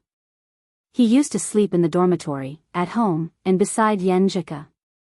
He didn't encounter any malicious things, so he didn't feel anything in his dreams until he encountered the thief. As for the feeling just now, it should be the result of the combination of this characteristic and the withdraw ability of the Dan stage. Lu Qing shook his head. He felt that after the withdraw ability, his body was sore and his head was swollen. He had to rely on the hot flow of the Jindan to calm his tiredness. Breaking through to the Dan stage is not something that can be done in a day or two. Even if I use the Jindan as a cheat to achieve the withdraw ability, I can't really rely on it to achieve the withdraw ability before the force in my body is completely refined and the exuberant qi and blood turns inward. Lu Qing warmed up his muscles and bones, feeling a little happy and a little sad. Well, I can't always rely on the Jindan to cheat. I can't forget my original purpose. I'm using this experience again and again to understand and master the withdraw ability. Then I'll use the martial arts will as a fulcrum to master the unique force concentration. As for the martial arts will, I'm still at a loss. Lu Qing exhaled deeply, feeling that the Dan stage was still a long way to go. Succeed? I've just started.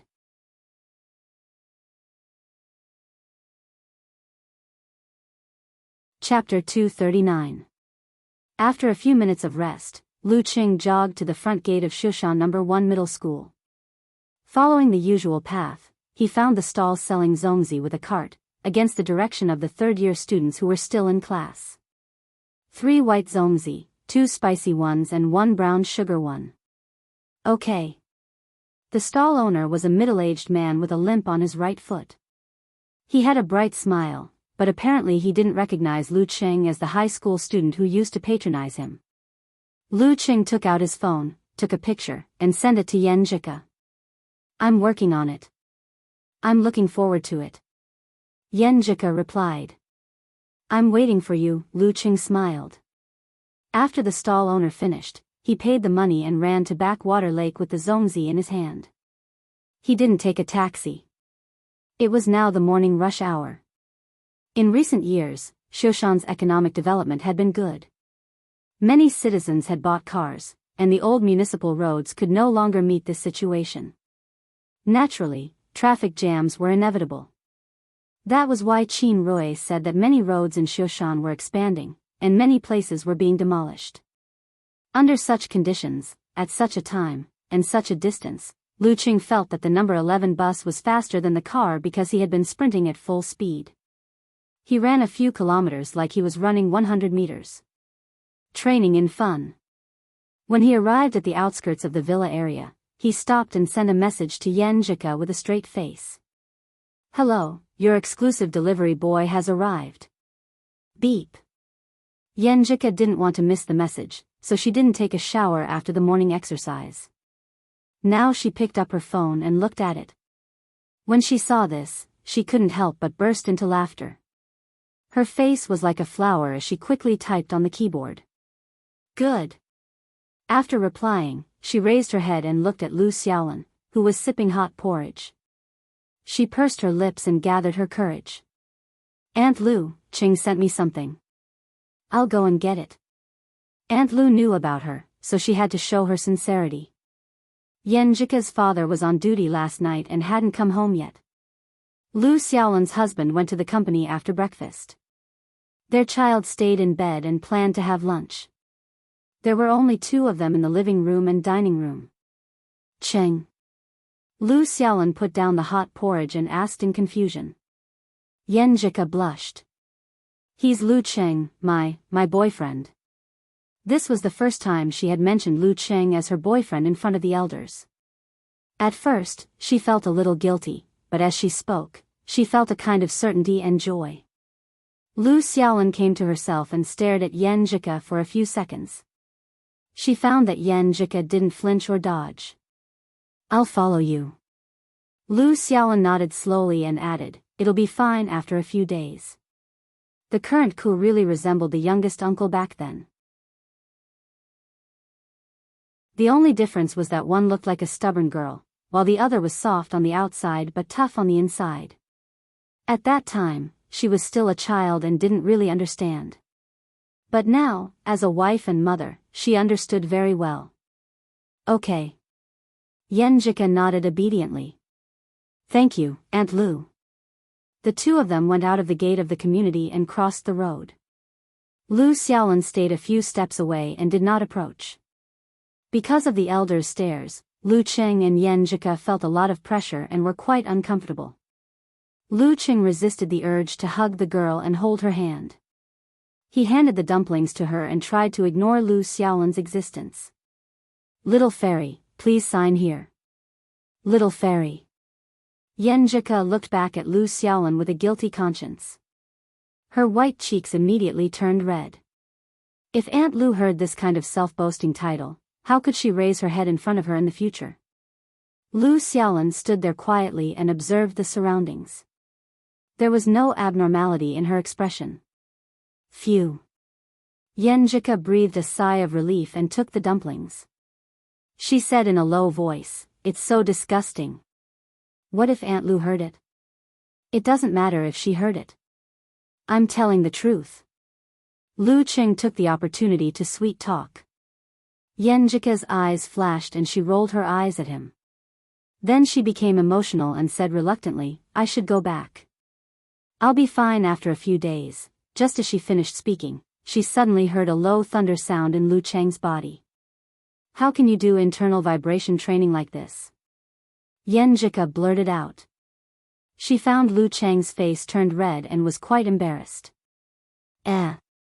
She suddenly realized. She covered her mouth and laughed, leaning forward and backward. Are you hungry? So hungry that it was like thunder. Yes. Lu Cheng answered with embarrassment. He was so focused on sending the dumplings earlier that he forgot about his share. Yenjika suppressed her laughter and said with half anger and half happiness, when you buy the dumplings, don't you eat some first? My brain short-circuited and I forgot. Lu Cheng said with a hollow laugh. Forgot. Yenjika repeated these two words in a low voice. She looked at the dumplings in her hand and her eyes were full of tenderness. She secretly looked behind and found Aunt Lu was looking around and didn't pay attention to her and Lu Cheng. She took out a pair of disposable chopsticks, broke a dumplings, mixed some seasonings, picked up a piece and put it in front of her boyfriend's mouth.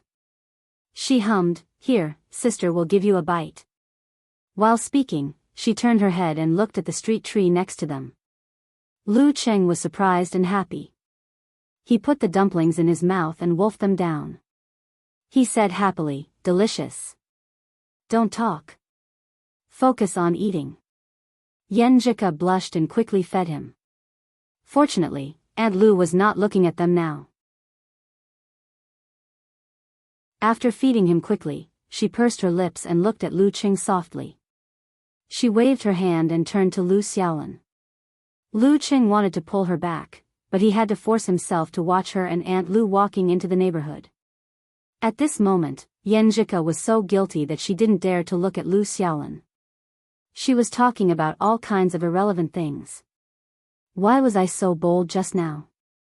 In broad daylight, in front of so many people, I took the initiative to feed Cheng. Lu Xiaolan listened with a smile and answered a few words from time to time. She didn't seem to notice that they were whispering sweet nothings. Well, it seems that Aunt Lu respects privacy and deliberately ignored our interaction. Yenjika felt relieved and said happily, Aunt Lu, I'm going to take a shower.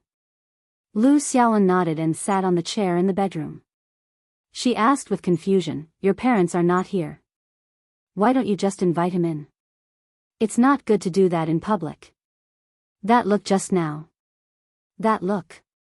Yenjika covered her face and rushed into the bathroom. I'm an ostrich. I'm an ostrich. When the sound of water splashing could be heard, Lu Xiaolan revealed a faint smile and whispered to herself, little fairy. Young people nowadays. At 8:00 in the evening, Lu Qing was chatting with Yenjika and browsing the forum when he suddenly received a call from Director Xing. Hello, Uncle Xing? His heart skipped a beat as he vaguely had an idea. Is it about Wang Su's case tomorrow afternoon or Zhang Shuming's case? Xing Qinggu sighed and went straight to the point. Lu, Uncle Xing is here to ask for your help. What is it? Just tell me. Lu Qing always remembered other people's kindness. Have you seen the arrest warrant? Director Xing asked. It's about Zhang Shuming. But how can I help?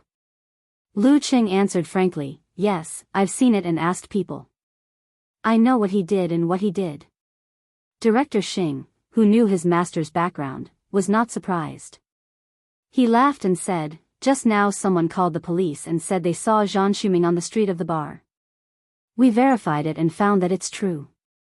The high-ranked Dan stage expert and the other members of the task force will arrive at midnight at the earliest. Uncle Xing, do you mind if I tell you the truth? I really want to help you, but Zhang Shuming is of professional 7th pin. I don't even know how to reach Dan's stage. I can't help you even if I want to. I'll be a burden to you. Lu Cheng was shocked and said quickly. Zhang Shuming had appeared in Shushan. After a year of experience and growth, Lu Qing didn't know how to refuse people anymore.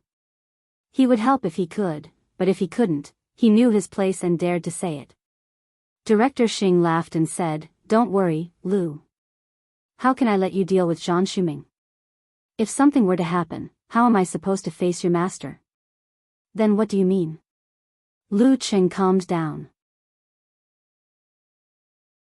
Zhang Shuming's mental state is very dangerous now. I can foresee that he will continue to deal with the martial arts families with deep political and business connections. He will become crazier and crazier. But he is also very rational. Once the task force arrives, he won't stay for long. Director Xing said seriously, we've compiled a list of people who need protection. I'll take the lead and handle this matter myself. Lu, you know, in a small place like ours, there are limited masters. Even if the police force is stronger than the martial arts circle, it's only a few times stronger. According to the list, I've even invited 2 seniors, but the number of masters is still not enough. You want me to join? How do I protect them? Lu Qing asked in confusion. Xing Qinggu nodded and said, divide into groups and enter these people's houses to protect them. You'll be in charge of one group. Don't worry, I'll send 4 amateur first-pin police officers who are good at shooting to cooperate with you. I'll also approve the use of large-caliber guns and warning equipment. If you really meet Zhang Shuming, as long as you show your ability to not be defeated by him in 3 to 5 moves, he will definitely retreat. I'll be in charge of the support group and wait in the middle. If there's any movement, I'll be there immediately. Lu, I'll tell you the truth. If the situation is really dangerous, you don't need to care about others and retreat by yourself. With your strength, Zhang Shuming won't waste time chasing you. For amateur first-pin police officers who were good at shooting and had large-caliber guns were a big threat to professional 7th pin. Of course, the premise was that they could react in time. Lu Qing thought and asked in confusion, Uncle Xing, why don't you gather these people for protection? Everyone lives in the auditorium. With you leading the patrol, Zhang Shuming won't have a chance. This was the safest and most appropriate way. Well, I've also thought about this. First, it's already dark. I'm afraid Zhang Shuming will attack us halfway when we're moving. Second, it'll make us seem too afraid of him. Will be too useless and lose face. And it'll have a bad influence on society. They're all famous people. Director Xing smiled bitterly. Lu Qing estimated the degree of danger, took a deep breath, and said seriously, I'm fine with it. Where should I go? Ku had Aunt Lu and the backup police. If Zhang Shuming really attacked her, he would only die there. You go to Guomin's house. It'll be fine after tonight. Xing Chenggu had already made arrangements. Uncle Xing wants to thank you first. Guomin? Isn't he the big boss of my dad's factory? Lu Cheng was stunned.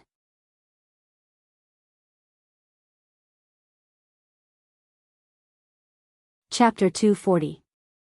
Although Lu Jisheng and Qi Fang often complained that Guomin had made a lot of money during the bankruptcy of the original factory, despised that he liked to use his relatives to manage, despised that group of people who didn't know anything and still gave orders every day, but towards Guomin himself, the two of them were very grateful. This was because Guomin valued Lu Jisheng very much and gave him enough trust to let him display his skills without interference in the field of technology.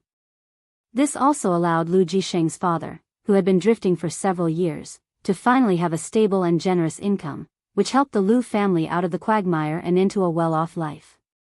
Okay, where is his home? Lu Qing came to his senses and asked. Lu Jisheng and Qi Fang would go to Guomin's house on holidays, but they always felt that it was not good to bring a child along. Lu Qing was happy and relaxed, and he was too lazy to go to a stranger's house to enjoy the discomfort, so he didn't know where Guomin's house was. Xing Chenggu didn't beat around the bush and said directly, it's too troublesome to talk on the phone, I'll send you a text message. Lu, be careful, protect yourself first. Yes, Uncle Xing. After hanging up the phone, Lu Qing thought for a while and called Yan Jika. He didn't have any experience in security, so of course he had to ask the omniscient Coach Yan. The cheerful ringtone rang for a few seconds before the phone was connected. Lu Qing unconsciously turned the words into concern. Ku, have the police arrived at your house? Yes. Yan Jika's eyebrows and eyes curved. She slightly pursed her lips and lowered her voice. Stupid Cheng, you always worry for nothing. As long as Aunt Lu is here, it doesn't matter whether the police are here or not. Speaking of this, she thought of something and asked subconsciously, how do you know about this? After a pause, she said again, Uncle Xing told you? He won't ask for your help, will he? How can he ask for your help? You're still a student. How can he do this? Listening to the girl's suddenly raised voice, Lu Qing was surprised by her keen observation and deeply felt the strong worry and fear. He hurriedly said, don't worry. With the cooperation of 4 policemen who are good at shooting, as long as I am not killed by him in one shot, it won't be a problem to keep myself alive. Do you think I can't even withstand one shot from a professional 7th pin fighter? Yan Jika pouted and said sullenly, of course I believe in your strength. The gap between professional 7th pin and 8th pin is not as big as that between 8th pin and 9th pin, but it's still very dangerous. If there's danger, you can run by yourself, okay? No, you can't, and you can't leave your back to the enemy. Among the ranks of professions, the 9th to the 8th was a threshold, the 6th to the 5th was a threshold, and the 4th to the 3rd was known as the Dragon Gate, the carp leaping over the Dragon Gate. Listening to the girl's nagging, Lu Qing felt warm in his heart. He smiled and said, silly Ku, I have experience. Moreover, with my strength, if he dares to use continuous outbursts to kill me at all costs, then I dare to seize the opportunity to counterattack. I'll take care of myself for you. Fine. Yan Jika sighed. You're a warrior, so it's inevitable that you'll be in trouble. Cheng, wait a minute. I'll ask around for you. What do you need to pay attention to? You don't have any experience. Smart Coach Yan, that's why I'm calling you. Lu Qing complimented him with a smile. Well, you're smart enough to ask me. Yan Jika bit her lips and said, I have an uncle who works in this field.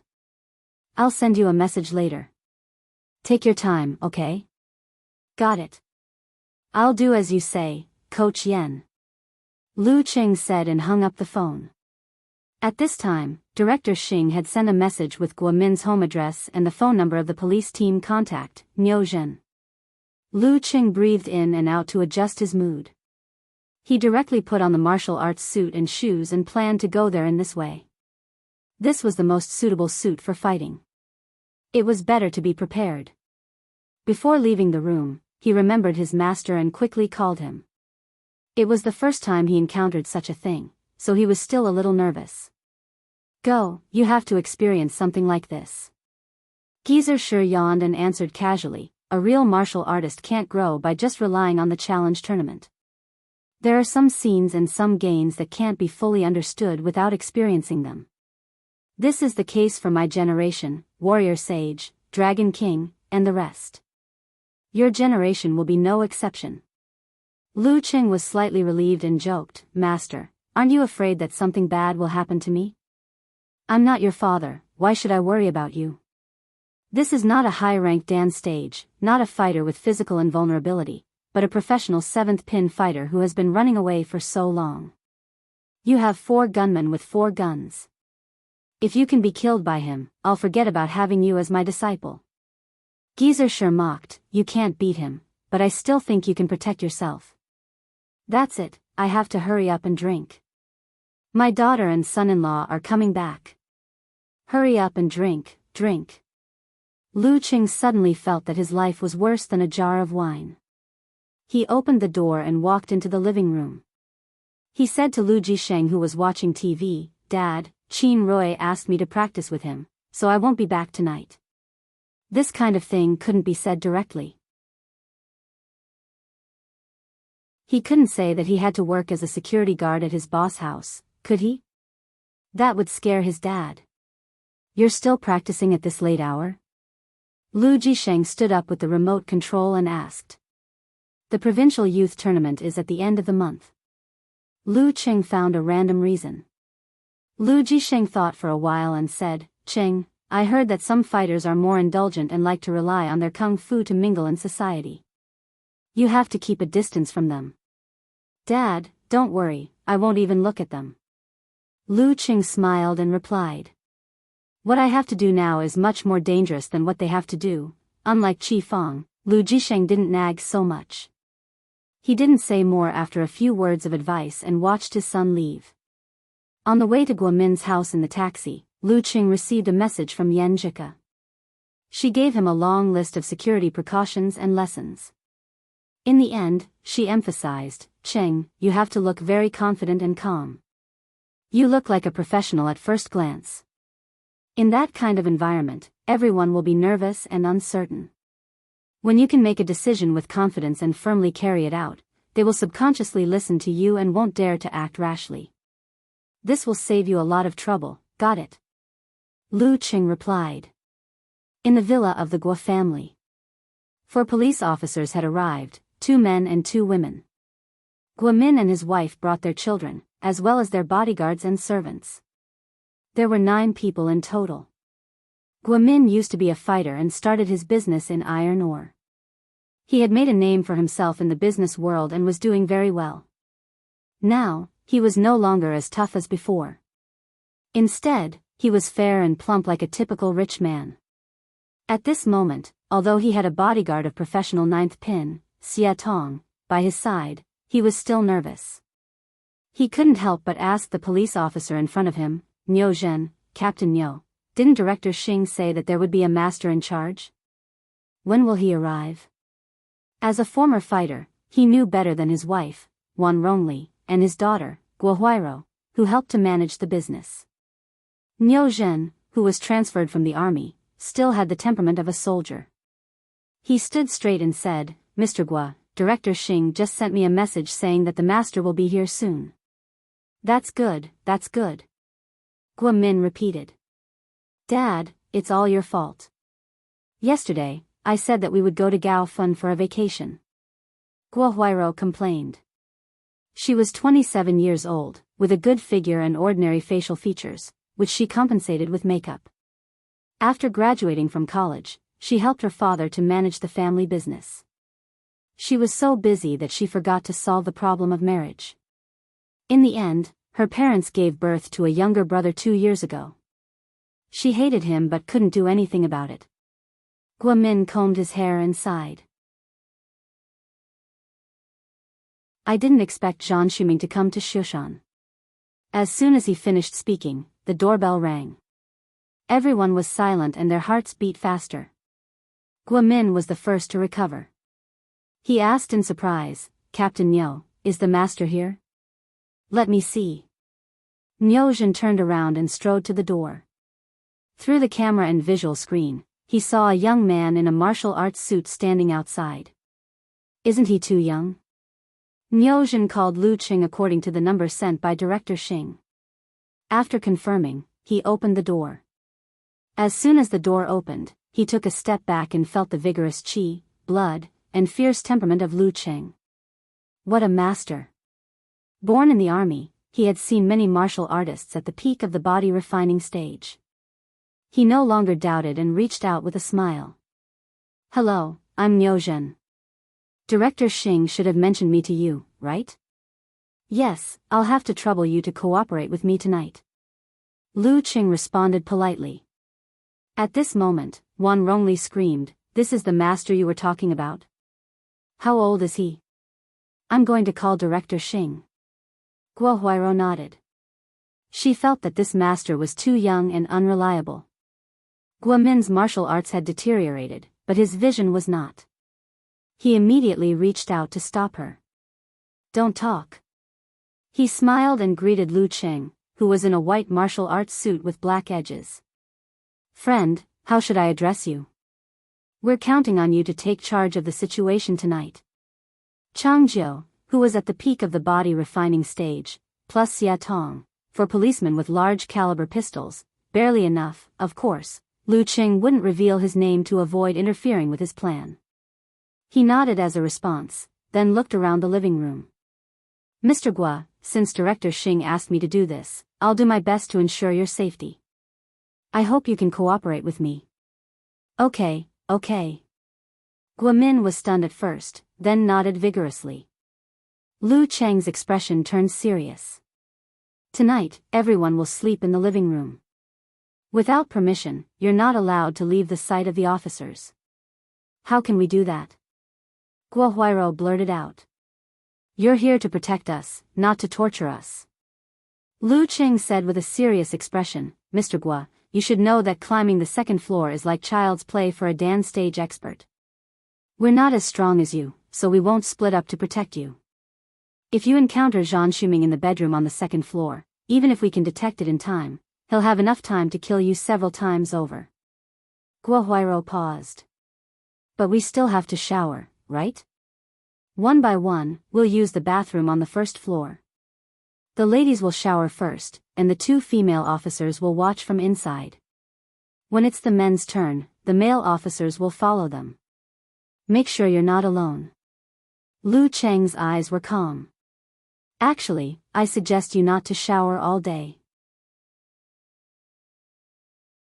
Also, when you need to get the blankets and other things, don't rush in like a swarm of bees.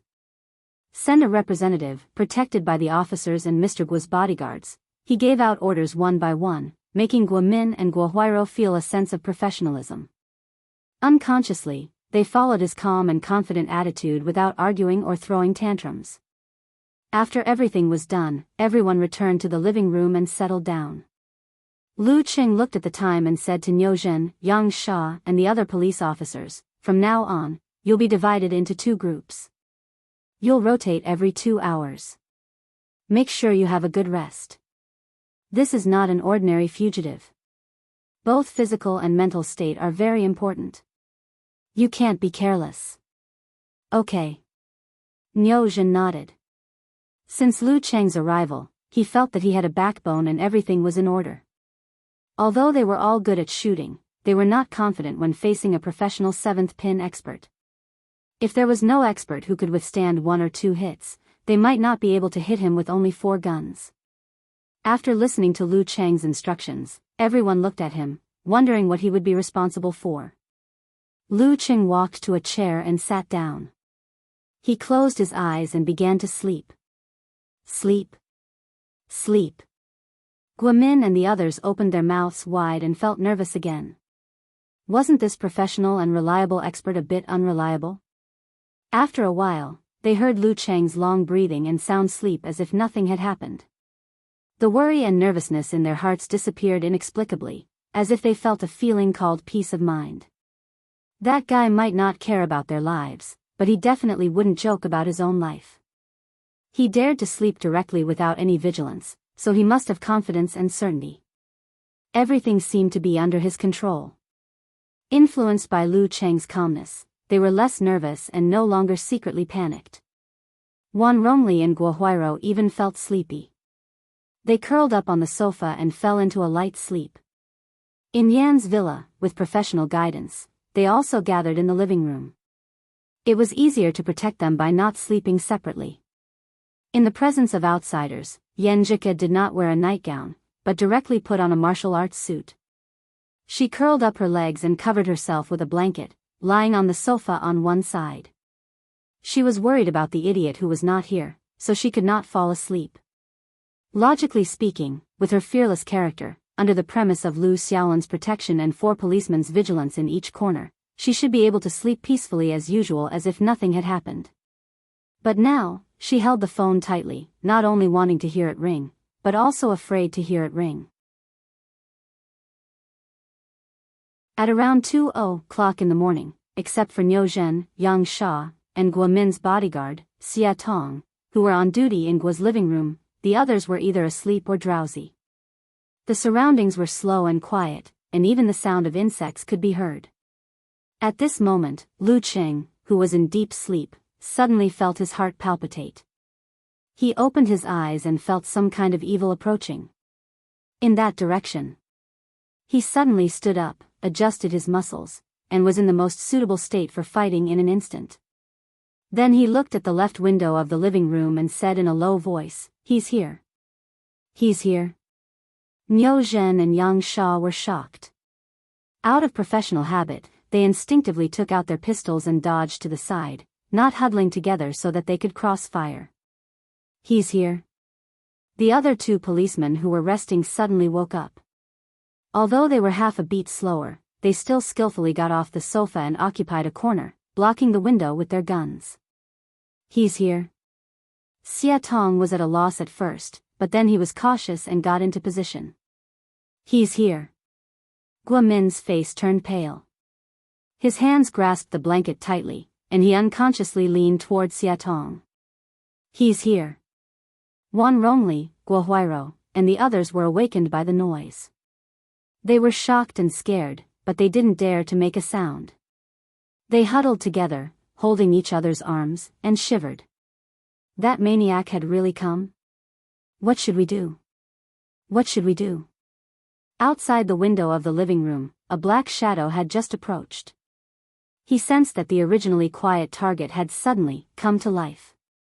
The atmosphere was instantly tense, ready to explode at any moment. He immediately felt a tingling sensation on the surface of his body, and understood that it was the absolute reaction of being targeted by a dangerous gun. Shocked, he quietly took a few steps back and faced off in silence. Waves surged.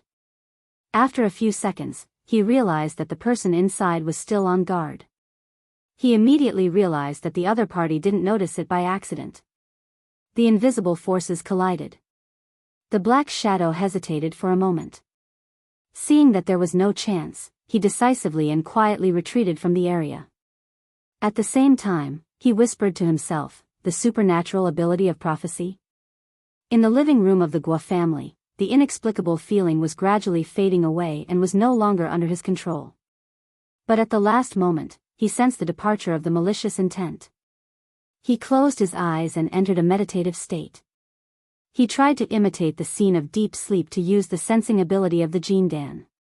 But with his spirit and thoughts still intact, he could only faintly use a little.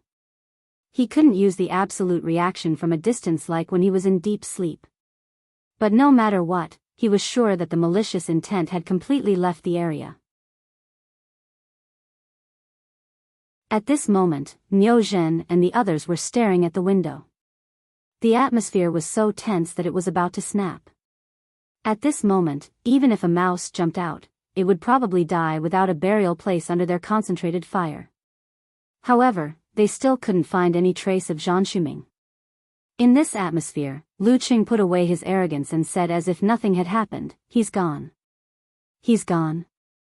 Guomin, Niu Zhen, and the others were confused and almost didn't react. Zhang Shuming left before he even showed up. Is this for real? Immediately after, they all had the same thought called anger. Are you King kidding me? You startled everyone for no reason, made everyone aim at the window for a long time and be on guard for a long time, and now you're telling us that nothing's wrong? That lunatic who destroyed the whole family came all the way here and left before he even entered the door?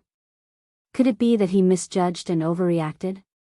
In the midst of these thoughts, Guo Huairou and the others would have lashed out at him if they didn't consider that Lu Cheng was the backbone of tonight and that the situation would be more dangerous without him. They had no choice but to swallow their anger and go back to their seats. Lu Cheng looked calm and said to Niu Zhen calmly, "Call Director Xing and tell him that Zhang Shuming was here. Ask him to pay attention to the nearby families." But we didn't find anything. Niu Zhen couldn't help but retort. Lu Cheng looked at him calmly and said, "Just report it as it is. He will make his own judgment. You don't have to help him make the decision." Niu Zhen thought about it and decided to report it to Director Xing just in case. The other side only replied briefly, "I got it." At this time, they saw Lu Cheng sitting down on the ground and sending a few messages before falling asleep again. Sleeping. Guomin and the others were numb and even a little desperate. Yenjika tossed and turned, unable to fall asleep. Everyone thought that she was a timid girl who couldn't sleep because of fear, so they all comforted her. Suddenly, the phone in her hand rang, which almost made her heart stop beating. She hurriedly picked it up and saw that it was from Lu Cheng. "Zhang Shuming was here, but we scared him away. He should be fine now." Phew. Yenjika heaved a long sigh of relief and said with fear and joy, "Are you hurt? Don't be careless. What if he comes back?" "No, he ran away when he found that we were heavily guarded." "Coach Yen, don't worry. I won't be careless. I will be on guard as usual and inform Uncle Xing He. Why are you still awake?" Lu Cheng replied. Yenjika pursed her lips and snorted secretly. "I didn't sleep well. I woke up as soon as there was a sound. It's all because of you, idiot." At 5:00 in the morning, Lu Cheng woke up again because his phone was vibrating. He took it out and saw that it was from Director Xing. As soon as he picked it up, he heard the undisguised laughter on the other side. "Little Lu, you have a safe night. You've made it through. The task force has arrived. That high-ranked dance stage expert has caught Zhang Shuming's tail. He can't do anything now. You can go back and have a good rest. See you in court in the afternoon." "Okay." Lu Cheng heaved a sigh of relief and quickly shared the news with Yenjika. Yenjika was finally relieved. Her eyelids started to fight, but she persisted and replied, "Well, Cheng, I'm so sleepy. I'll sleep for a while and train in the afternoon. I slept well.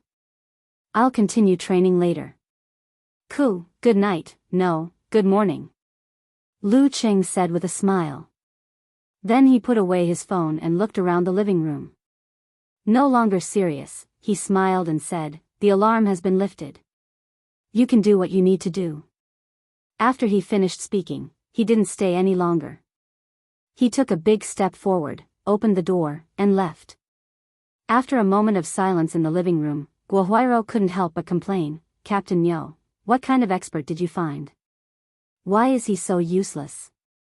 "That's right. Why are you so worried?" "I have to tell your bureau chief Xing." Wan Rongli twisted her sore neck. Guomin also smiled and said, "It's okay. We don't have enough manpower." "That's understandable. Just let it pass safely." It wasn't convenient for Niu Zhen to respond to their complaints, and he hadn't received the next order yet. He could only listen to the Guo family's words with Yang Sha and the others.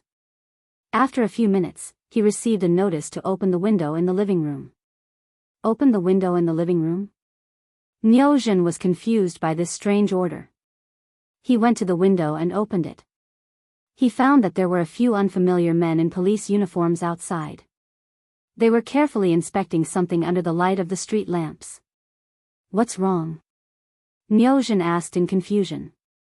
Guamin, Guahuiro, and the others also squeezed in curiously. The leading unfamiliar policeman was very dignified. He frowned and muttered, Zhang Shuming has been here for at least a minute, but he didn't do anything. Zhang Shuming has been here for at least a minute? Zhang Shuming was really here. He even stayed for a minute. Nyojin's mouth opened little by little. He looked at Guamin, Guahuiro, and the others in shock, only to find that they were also at a loss and frightened. Hiss. After a short while, gasps sounded one after another.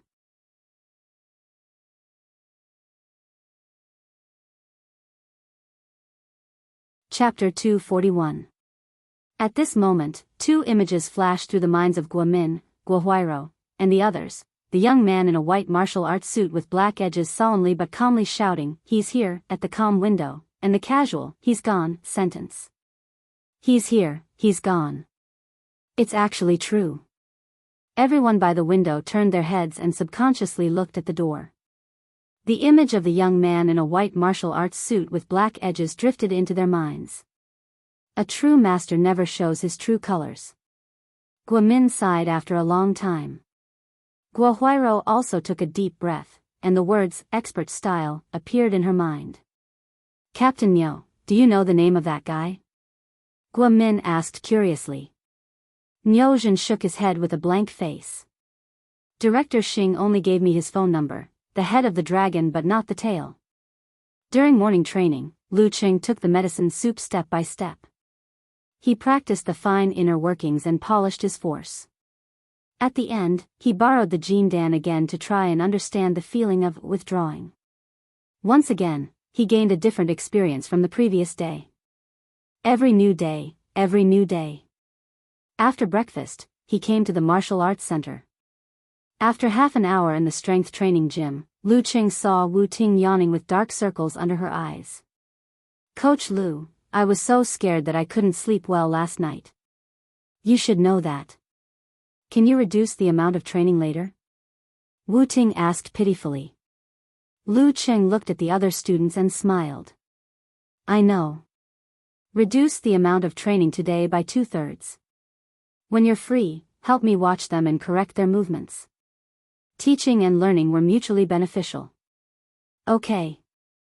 Wu Ting didn't expect that not only would she succeed in her request today, but she would also be assigned the task of little teacher.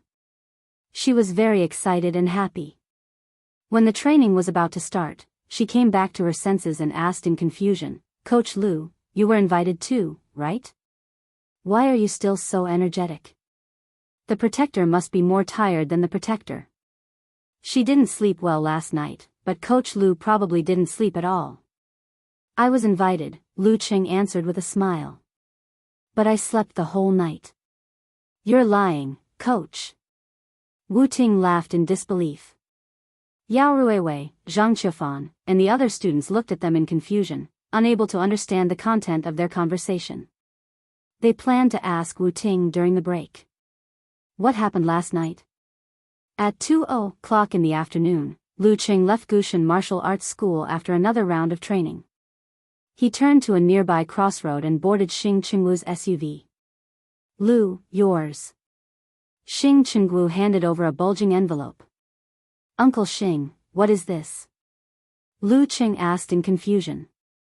Xing Qingwu smiled. "Don't refuse the reward for last night. It was given by the country, not me." Due to the high level of danger, the reward was considered generous. Lu Qing pinched the thickness of the envelope and estimated that it was about 8,000 to 10,000 yuan. For a top professional 9th pin fighter, the price for a night's security was indeed crazy.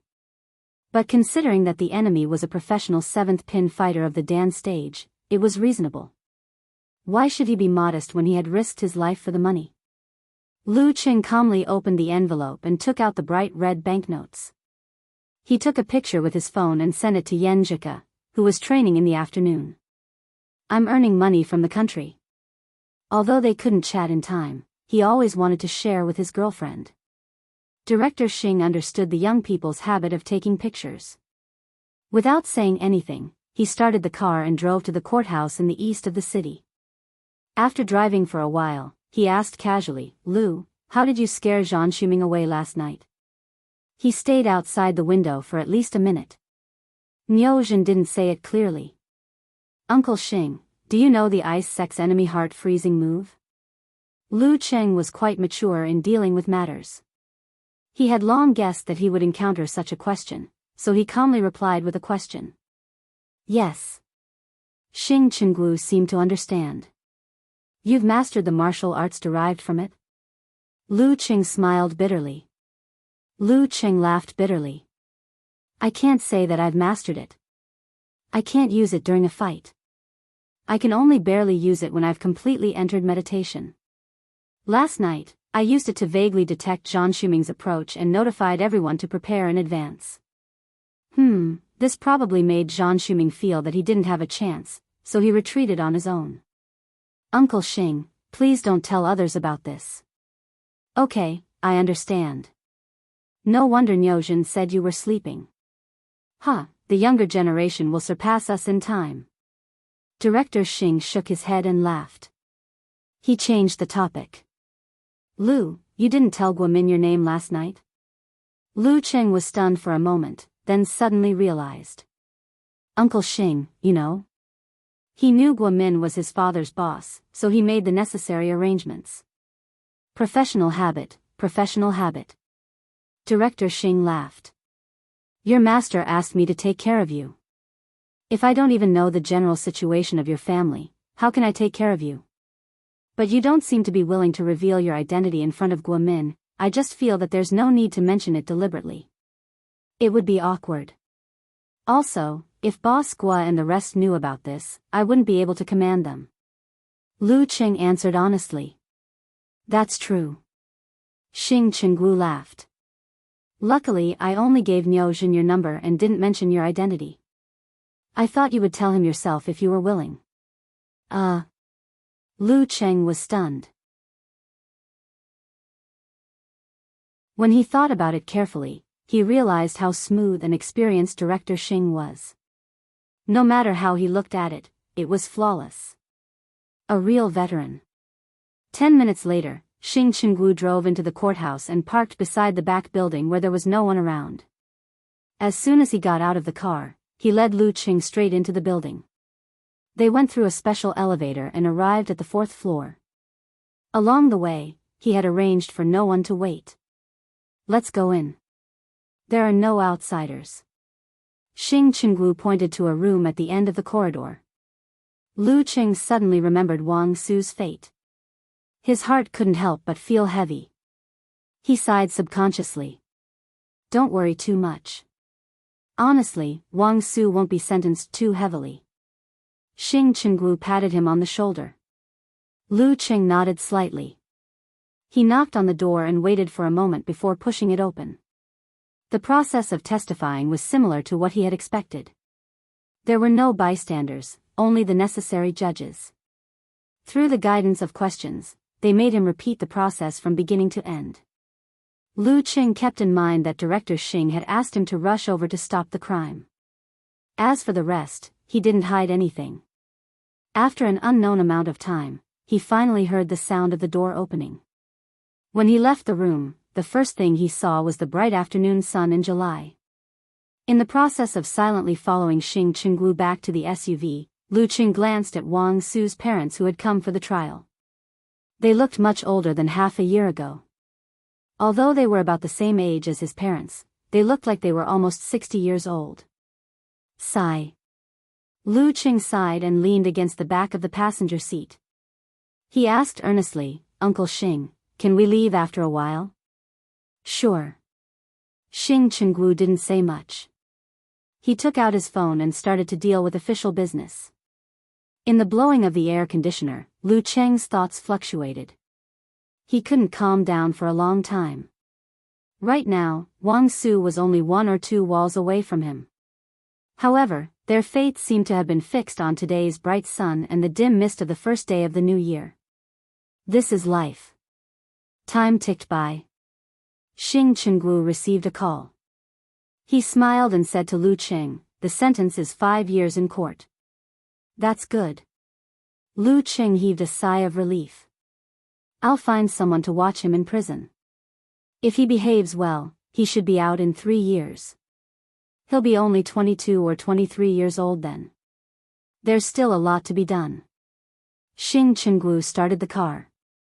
"Thank you, Uncle Xing." Lu Qing thanked him sincerely. Xing Chenggu laughed and said, "What are you thanking me for? It's almost dinner time. Come to my house. I didn't treat you last time." "Okay." Lu Qing didn't refuse, nor did he mention Xing Jingjing. He just called his father and told him that he would be back after dinner. "Don't touch the pot that doesn't boil." Xing Chenggu had already arranged everything. After the call, he went straight to South Zhuangyuan Street. When he led Lu Qing into the house, the food was almost ready. "Mom, they're here. Dinner is ready." The tall Xing Jingjing tied up her hair and shouted to the kitchen. Lu Qing changed his shoes and politely said, "Hello, senior sister." At the same time, Xing Chenggu placed his majestic body between the two of them, trying to ease his daughter's emotions as much as possible. Xing Jingjing looked at Lu Qing and didn't feel as impatient and uneasy as last time. She just said coldly, "Ku has mentioned you to me." That's good, that's good." Lu Qing didn't know what he was saying. Is this the preferential treatment of a best friend's boyfriend? Seeing that his daughter didn't have a big reaction, Xing Chenggu secretly felt relieved and hurriedly asked her to help serve the dishes. It was not that he didn't want to do something, but he felt that if he left his daughter alone with Lu Qing, the harmonious and stable atmosphere would explode. Not long after, dinner started. Director Xing's wife, Auntie Ding, was very warm to Lu Qing. She asked him all kinds of questions and praised him. Xing Jingjing ate quietly. When the atmosphere was at its warmest, she said faintly, "He has a girlfriend." "How do you know?" Auntie Ding was stunned at first and then asked in confusion. "When did this girl become so close to Lu?" Lu Qing was startled. He was afraid that this girl would be unhappy and reveal the matter between him and Ku. Xing Jingjing said with a straight face, "Ku said so." Lu Cheng's heart suddenly jumped. Then he heard Xing Jingjing add, "They are classmates." "I see." Xing Chenggu and Auntie Ding didn't know whether to feel relieved or disappointed. At this moment, the doorbell rang and the sound echoed in the room. "Who is it?" Xing Chenggu was used to unexpected visits. He shook his head and walked to the door. Lu Qing subconsciously looked over. When the door opened, he saw 2 familiar figures. His father's childhood friend, Zhao Zijuan, whom he had met a few days ago, and his wife, Huang Kun. He was the deputy director of the police station. It was normal for him to visit Uncle Xing. Lu Qing looked back thoughtfully. Zhao Zijuan looked inside and said with a smile, "What a coincidence." "Director Xing, are you eating?" "What do you mean by coincidence?" "Old Zhao, let's eat together." Director Xing greeted them warmly. Zhao Zijuan's eyes swept across the table. Just as he was about to speak, his pupils suddenly constricted as a certain figure was reflected in his eyes. He almost forgot what he was going to say. Only when his wife, Huang Kun, pulled him did he wake up. He smiled and said, "No need, no need. We have already eaten. I just thought that it has been a long time since I came to visit you, old leader. Just sit for a while and leave." "Huh, it's good that you didn't forget your old leader." Xing Chenggu wanted to lead them to the sofa and sit down, but he saw Zhao Zijuan carrying something. He said with a straight face, "Old Zhao, what do you mean by this?" I. Director Xing was so intimidating that Zhao Zijuan didn't know what to say. Xing Chengwu's expression softened. Old Zhao, take these things back. I know about your situation. You're my old subordinate. I'll definitely fight for you. Yes, yes, Director Xing, Zhao Zijuan and Huang Kun didn't dare to stay for long. They immediately left. Xing Chenggu didn't ask them to stay. He watched them leave and then returned to the table. He smiled bitterly. The director of Flying Cloud Road has retired. Old Zhao has some ideas. Sai, when I was at the branch, he followed me for a few years. He's quite capable. Why wouldn't I consider him? Lu Qing smiled and didn't say anything. After leaving Director Xing's house, Huang Kun looked at the things in her hands and asked nervously, Old Zhao, that's it? Yes, Director Xing always keeps his word. Since he said so, he'll definitely do it. Zhao Zijuan thought about the figure he just saw. He frowned and asked, Did you see the person who was eating with Director Xing's family? I didn't dare to look carefully. Huang Kun shook her head. Zhao Zijuan took a breath. It should be Lu Jisheng's son. Why was he at Director Xing's house? And at this kind of family dinner?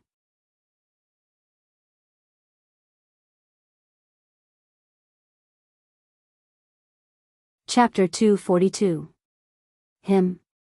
Huang Kun opened her eyes wide. This was a relationship that couldn't be connected at all. Zhao Zijuan was still frowning. Yes, I'm not wrong. Their relationship must be special if they can attend this kind of family dinner. Lu Jisheng knows how to set up an ambush?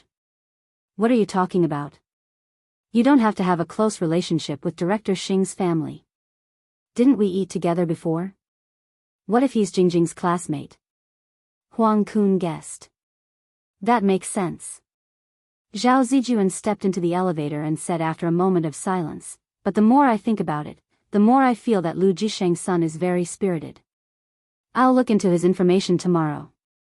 When he returned home at night, the mysterious master and boss Guo's mind accepted the education obediently. Qi Fang nagged, Look at you. It's only been a few days and you still don't come home to sleep or eat. After 5 minutes, Lu Qing found a chance to interrupt. Mom, here's the thing. Didn't I become the disciple of the martial arts club's coach? He has a friend in Xiushan who has been taking care of me. How can I refuse when an elder invites me to dinner? Since Geezer officially recognized him as a disciple, he had briefly mentioned it to his parents. He didn't tell them his master's strength but only said that he was very powerful. Really? Qi Fang was doubtful. Why would I lie to you? Why don't I give you his number and you can call him yourself? Lu Qing answered frankly. But in his heart, he complained that if his mom really wanted his number, he would tell her it was 1108 and ask for Director Xing. Well, Qing is a grown-up. It's normal for him to have his own connections. Why do you ask so much? Lu Jisheng stopped Qi Fang from asking. Qi Fang glared at him. What's wrong with me caring about my son? I don't need you to teach me. You don't care about anything. You don't ask about anything. You only care about eating and playing chess. Seeing that the fire had turned to his dad, Lu Qing spread out his hands and put on a helpless expression. He quietly slipped back to his room. In the next 2 days, he went to Ningxue and spent 2 days with his grandparents in the countryside, showing off all kinds of fruit trees to Yanjika. On Monday, he went to work on time and guided the training of Wu Ting, Zhang Qifan and the other students. He also promised to leave some time for actual combat practice on Wednesday. On Tuesday morning, the day before Empress Dowager returned from a business trip, Lu Qing finally got the chance to train with his girlfriend after Zhang Shuming was shot dead in the border mountains. The two of them were in a secluded corner of Backwater Lake Park. As usual, most of the time, they were serious and focused. Occasionally, their eyes would meet, sweet and warm. Under such circumstances, Lu Qing would always think of the beautiful future he had hoped for. The more he trained, the more his force penetrated. He didn't try to withdraw in front of Yanjika. He wanted to surprise her only when he could do it without the help of the Jindan. Otherwise, he would feel guilty and fake. In the blink of an eye, it was almost 8 o'clock. Yenjika put away her posture and panted, showing her dimples. Cheng, what are we going to eat for breakfast? She was in high spirits and full of anticipation. Lu Cheng had already made plans. He smiled and said, let's go to the cloud water realm you mentioned before. Okay, I'll take you there. Yenjika smiled sweetly. Lu Cheng seized the opportunity and asked, Ku, your parents are not at home. Is there anyone at home? No, my mom doesn't like outsiders at home. The cook and cleaning ants come at 11 o'clock and leave before dinner. Yenjika looked up and spat. Why do you ask? What do you want to do? You said you would show me your childhood photos. It's a rare opportunity. Lu Cheng answered with a smile. Yenjika rolled her eyes and snorted. You haven't shown me your photos yet. You can show me mine at any time. My parents have regular working hours, unlike Empress Dowager. Lu Cheng tried to bewitch the girl. Yenjika puffed up her cheeks and glanced at her boyfriend. Okay, then let's go to my house after Cloud Water Realm. In fact, she also wanted to share her childhood photos with Lu Cheng. She wanted to hear him praise her childhood. Lu Cheng was excited and told her his plan. I'll take a shower at home and change my clothes, that's troublesome. Yenjika pursed her lips and thought for a while. How about you come to my house? But I don't have a change of clothes. Lu Cheng asked eagerly. Yenjika chuckled. Stupid. You can wear my dad's old pajamas first. I'll put your martial arts suit in the washing machine. It'll be dry before noon. As for the surveillance camera at home, she would delete it after Cheng left. Okay. Lu Cheng didn't stand on ceremony at all and agreed decisively. After that, he came up with a new idea. He asked with a smile, Ku, do you have cold rice and eggs at home? I think so. Auntie will clean them up at noon. Yenjika answered with uncertainty. Lu Cheng suggested, how about we don't go to Cloud Water Realm? I'll make egg fried rice for you. You know how to make it? Yenjika asked with surprise and suspicion. Don't make some dark cuisine. Of course. I only know how to make egg fried rice and noodles. I'm good at it. Lu Cheng waved his arm deliberately. Yenjika bit her lips and said with bright eyes, then I'll look forward to it. Hee, egg fried rice made by Cheng with love. After that, they jogged back to the villa area. Lu Cheng looked at the entrance control and the security guards and observed the surrounding walls. He said seriously, I'll find a blind spot and climb over it. If he and Ku went through the entrance control together, his father-in-law would know at night. And such a wall couldn't stop him at all. Yenjika blinked her long eyelashes and looked at Lu Cheng blankly. She didn't seem to understand why he did that. After a few seconds, the girl came to her senses and burst into laughter. Oh, Cheng, you're so funny. Huh, my stomach hurts. Huh, you want to climb over the wall?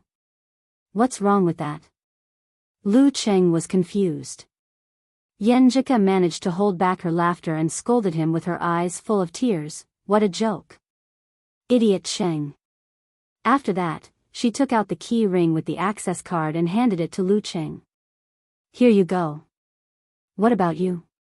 Lu Cheng asked in surprise. Yenjika pursed her lips and answered seriously, swipe my face. She asked Lu Cheng to wait on the other side of the road and walk to the security booth with light steps. She smiled shyly and said, Can you open the door for me?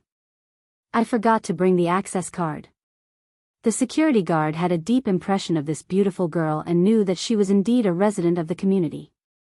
When he saw her smile like a blooming flower, he was even more convinced. He quickly answered, Okay, no problem. I'll open it right away. Thank you.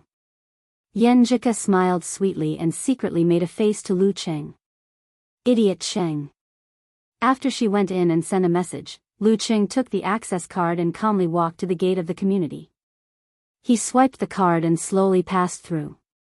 The security guard did feel that he was a stranger, but it was not strange that the residents of the community often had relatives or friends who stayed temporarily.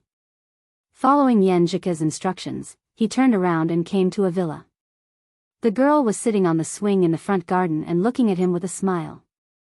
"My dad made this when we first moved in." Yenjika proudly introduced it. Lu Qing clicked his tongue. "Father-in-law knows carpentry?" "Of course, my dad is awesome." Yenjika was used to Lu Qing calling her father-in-law and mother-in-law shamelessly. Instead of being annoyed, she felt sweet. Lu Qing looked around and said worriedly, "The security of your community is very ordinary. The entrance is very loose. I can't believe I got in so easily. It doesn't look like a rich community. My mom always says that. She always suggests that we ask my uncle's security company to do it. But you know, many people are too lazy to do it. But with Zhang Shuming's case, I think this matter will be passed soon. At that time, it will be difficult for some idiot to sneak in." Yenjika said with a gloating smile. She led her boyfriend to the front of the house, unlocked her fingerprint, opened the door and found a pair of slippers for Lu Qing. After putting on the slippers, Lu Qing suddenly had an idea and picked up his martial arts shoes. "What are you going to do with them?" Yenjika closed the door and asked confusedly. Lu Qing laughed. "I put them in the room. If I put them here, your parents will be exposed when they come back." "You're right." Yenjika nodded and suddenly understood. Then she looked at Lu Qing with a faint smile. "Qing, you seem to be very experienced. Tell me, did you go to other girls' houses often before?" "It's not me. It's Talker. I learned from his mistakes." Lu Qing quickly explained. "You're also an experienced person in the future." Yenjika raised her arm and said, seriously. While walking from the living room to the stairs, Lu Qing deeply felt the difference between the Yen family and his own family. It was impossible to say that he didn't feel inferior. Fortunately, he was in a high-spirited stage and felt that no matter what the difference was, he could make up for it, so he didn't feel depressed. When he came to the second floor and entered the girls' boudoir, he saw pink, white, and all kinds of dolls. Big ones, small ones, cute ones, and weird ones. Yenjika took a step forward and rushed to the bedside. Blushing, she picked up the clothes and sundries scattered on the carpet and stuffed them into one of the wardrobes. Lu Qing breathed in the familiar fragrance in the room and said with a smile, "I thought it would be very tidy." Of course, it was much tidier than his own room. "Humph, who tidies every day?" Yenjika slightly raised her head and looked to the side. At this moment, as the door closed, the atmosphere in the girls' boudoir became quiet and suddenly there was an indescribable ambiguity. This was a real private space where no one would disturb. Yenjika's long black eyelashes trembled a few times. Like a flustered little white rabbit, she took out several photo albums from the bookshelf and didn't dare to look directly at Lu Qing. She said, I'm going to take a shower first. You can look at the photos yourself." Lu Qing resisted the impulse and nodded with a smile. "Okay." Hearing his answer, Yenjika turned her head and looked into his eyes.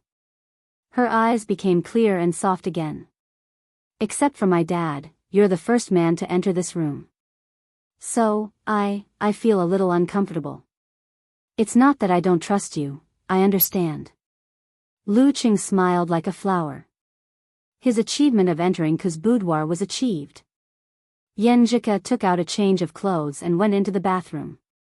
Lu Qing took a few deep breaths and focused on the photo album to prevent himself from thinking too much and being impulsive. This part of the album was of the girl between 3 and 7 years old. She was dressed more westernly than her peers, with a little baby fat, pretty and cute. But it could be seen that she was always in a bad mood. In many photos, she looked quiet and gloomy. But even so, when she was not affected by the illness, she still tried to smile brightly and enjoy life.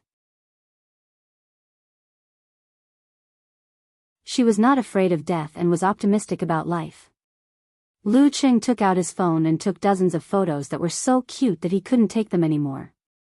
Some of them were in princess dresses with straight bangs, some were in ponytails swaying, and some were staring at him innocently with wide eyes. At this moment, Yenjika came out of the shower and changed into a half-sleeved nightgown. Her body was steaming and fragrant. "It's your turn." Seeing Lu Cheng's eyes that looked like he was going to pounce on her, she turned her body and shyly said, "Go take a shower first." "It's so dirty." "First." Lu Cheng was delighted and nodded hard. "Okay." Yenjika didn't realize that there was something wrong with her choice of words. She said to herself, "Wrap yourself in a bath towel first. I'll find you my dad's old pajamas. He's taller than you, but it's almost the same." "Okay." Lu Cheng walked into the bathroom. When he finished the shower, put on his boxers and came out wrapped in a bath towel, Yenjika happened to come in with a set of pajamas. Seeing Lu Cheng's two hairy legs, bare shoulders, and skin exposed by the bath towel, she giggled and said with a flirtatious look in her eyes, "Come on, give me a smile. Cheng now looks like he's been touched by me." "Sure." Lu Cheng chuckled. Taking advantage of the situation, he pounced on the girl and hugged her. Yenjika hurriedly supported her arms and looked to the side. First eat. First." Lu Cheng kissed her and pulled away with great perseverance. He smiled and said, "It's time for you to see my ancestral skill of egg-fried rice. I always feel like you're bragging." Yenjika touched the place where she was kissed and pretended to be disdainful. When she came out of the room with two sets of martial arts suits, Lu Cheng quickly changed into his pajamas and went downstairs to the kitchen. He found the fridge and took out the cold rice and eggs. The sound of the washing machine was heard. Yenjika came back and watched Lu Cheng skillfully beating and stirring the eggs with great interest. Her eyes sparkled a little bit. She didn't watch but walked over with a sense of participation.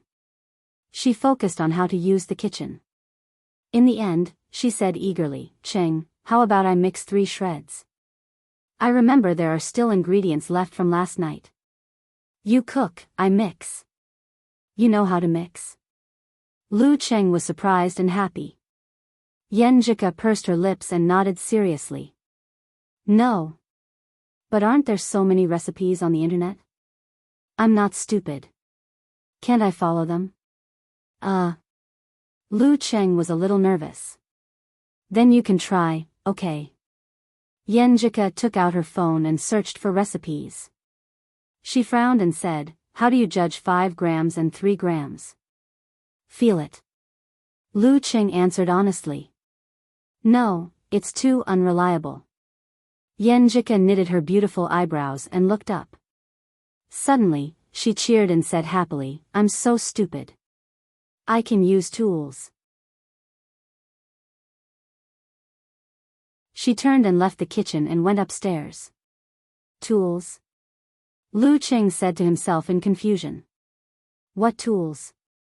Weighing tools in the kitchen?" After waiting for more than a minute, the girl rushed back with an object. Lu Cheng looked at it and found it was the children's version of the experimental balance. "When I was a child, I liked chemistry very much. My dad gave me this." Yenjika showed her dimples and smiled sweetly. Then she carefully wiped the balance and weights and started to weigh accurately with the help of a bowl and spoon. Lu Cheng was stunned. After a while, he held back his laughter and said, "You're so strict." "Of course." Yenjika was not modest at all. Not long after, the smell of the egg-fried rice floated in the kitchen and made the girl's nose twitch. She clapped her hands and said, "I'm done. You try it." "Why me?" Lu Cheng complained.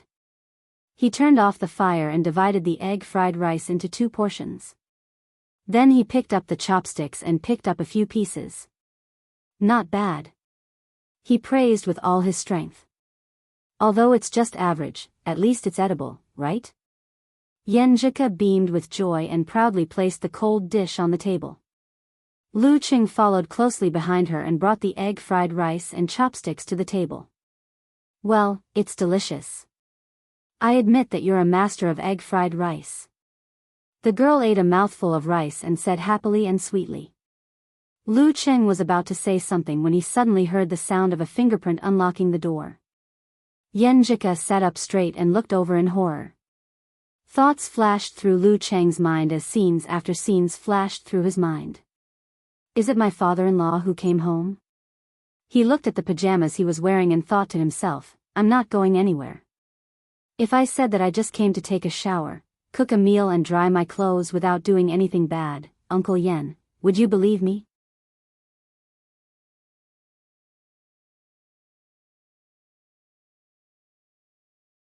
Chapter 243. I think most of them won't believe it. Lu Cheng was sure that no father would believe his explanation in such a setting and wearing such clothes. Therefore, while he was thinking, he had already picked up the bowl and chopsticks. With a flick of his waist and a smooth burst of strength, he left his seat and dashed into the kitchen. Fortunately, Ka's kitchen was not an open type. Although Yen Jika was frightened, she also stood up and rushed to the door, trying to attract attention and buy time for Lu Cheng to hide. During this process, they didn't communicate, but they were so tacit and so similar. They were both calm in the face of danger, good at making decisions, and not resigned to their fate. Yen Jika stepped forward lightly and agilely. In just a few seconds, she was at the other end of the living room. At this moment, the door was completely opened. A tall, thin, middle-aged man walked in, carrying a bag of food. He smiled at his daughter who was bouncing towards him. Have you had breakfast? I just passed by Qingyuan Street and thought that you like to eat steamed buns, so I brought some back for you. Dad really came back at the last minute. Yen Jika's heart was beating fast. She didn't dare to look back to see how Lu Cheng was hiding. She stepped forward and held Yen Kai's arm, smiling sweetly. Dad, you always surprise me. You are a model father. This time it was a shock. In the kitchen, Lu Cheng hid in the corner beside the refrigerator, listening to the conversation, controlling his heartbeat and carefully muting his phone. It really is my father-in-law. He glanced at the kitchen knives and had a feeling that they would cut his body at any moment. Yen Kai was in his 40s. His eyes were clear, and his nose was high. He was a very handsome man. His youthful appearance had been preserved to this day, which added a bit of elegance to him. Time had not worn away his appearance, but instead made him more charming. Every time Yen Jika saw her dad, she would feel that Empress Dowager was definitely a beauty lover. Fortunately, she had been tested by her dad and cousins' beauty when she was young, so she was immune to it. Otherwise, she might have missed the stupid Cheng. Yen Kai patted his daughter's hand and laughed. You are not growing up. You are still so spoiled. At this point, he sniffled and asked in confusion, it smells pretty good. Egg fried rice? Lu Cheng's back suddenly tensed up, and his heart seemed to skip a beat. Yen Jika's mind went blank for a second. She looked up and came up with an idea. Dad, let me show you something. She generously pulled her father to the dining table, secretly rejoicing that her father's kung fu was only at the amateur level and did not know the listening skill. Otherwise, her heartbeat would have exposed everything. With a smile on his face, Yen Kai followed his daughter to the dining room and saw the bowl of egg fried rice and salad. While he was guessing with great interest, Yen Jika pointed at the table, raised her head slightly, and said proudly, I did it. Yes, I made the coleslaw. You did it? Yen Kai looked at his daughter in surprise. He didn't expect that his precious little princess, who usually didn't do any household chores, was secretly learning how to cook. He smiled in relief. Are you planning to give us a surprise? Hee. Yen Jika smiled but didn't say anything. She didn't want to lie to her father. For the first time in my life, I have to taste my daughter's cooking. Yen Kai smiled and walked to the kitchen to get another set of chopsticks. Hearing his footsteps approaching, Lu Cheng's mind went blank. He seemed to see himself full of kitchen knives. He looked around, urgently thinking about where to hide. In the cupboard? But I don't know the bone shrinking skill. On the ceiling?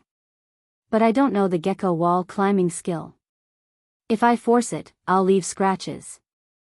Lu Qing couldn't help but feel that his current fighting style wasn't adaptable enough. Yenjika was also startled, but she was still calm. She pulled her father and said, "Sit down. Sit down. I'll get it for you." Okay. I'll enjoy it this time." Yan Kai was very happy. He sat at the dining table and smilingly watched his daughter go into the kitchen. This girl is getting better at taking care of people. Yenjika's back was to her father. She glanced around and saw Lu Qing squatting beside the refrigerator, holding a bowl in his left hand and a pair of chopsticks in his right. It was very funny. She pursed her lips tightly, trying to hold back her smile. She nodded slightly at her boyfriend, then squatted down, opened the drawer, took out a set of bowls and chopsticks, washed them, then turned around and walked out. Lu Qing didn't even dare to breathe. He only relaxed a little. He felt like a thief who was trapped in the house by the owner. Well, a thief who stole someone's precious daughter. This seemed to be more abominable than the former. Yenjika went back to the dining table, took some egg-fried rice from her bowl and gave it to her father. Then she stared at him and said, "Try this dish first. I spent a lot of effort on it." Yan Kai laughed, picked up his chopsticks, and picked up a few pieces. After tasting them carefully, he said, "It's okay. It'll be better after you get familiar with it. It doesn't seem like your first time." "Yes, it's my first time." Yenjika would be very happy to be praised by her father in normal times. But now she was very nervous. She was still thinking about the person in the kitchen. She wanted to smile but felt stiff. So she turned around and ran into the kitchen. She took out the children's balance and said as if she was presenting a treasure, "I've measured it accurately." Yan Kai was stunned for a while before he reacted. He shook his head affectionately. "I believe it's your first time. This is really my baby girl's style." Yenjika smiled and said with her eyes curved, "I'll definitely do better on your birthday." Yan Kai was comforted. He couldn't stop smiling and ate another mouthful of egg-fried rice. After a while, he said softly, "This is good. It's very good.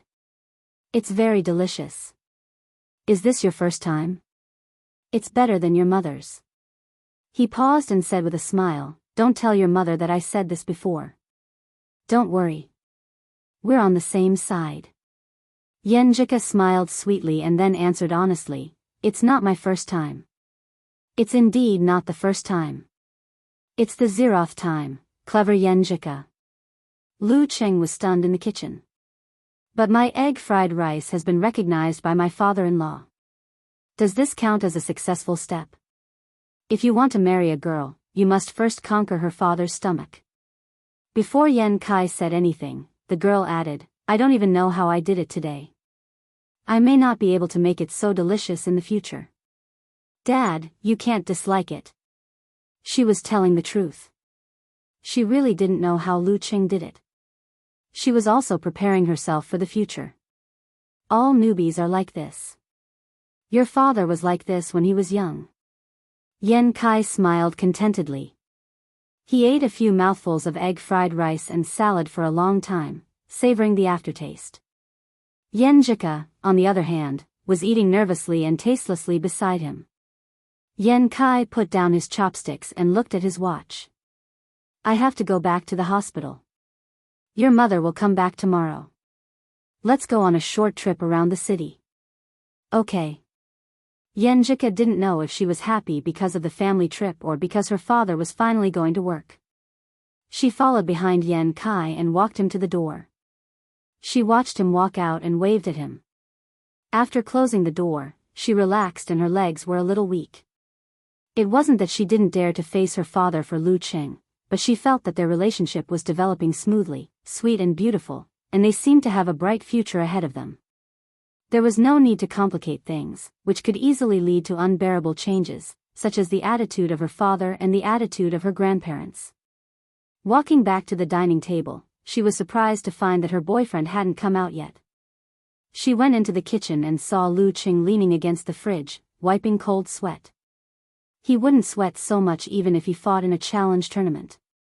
He was scared because of her father. Yenjika felt sweet and smiled. Why are you still here? Do you like the kitchen?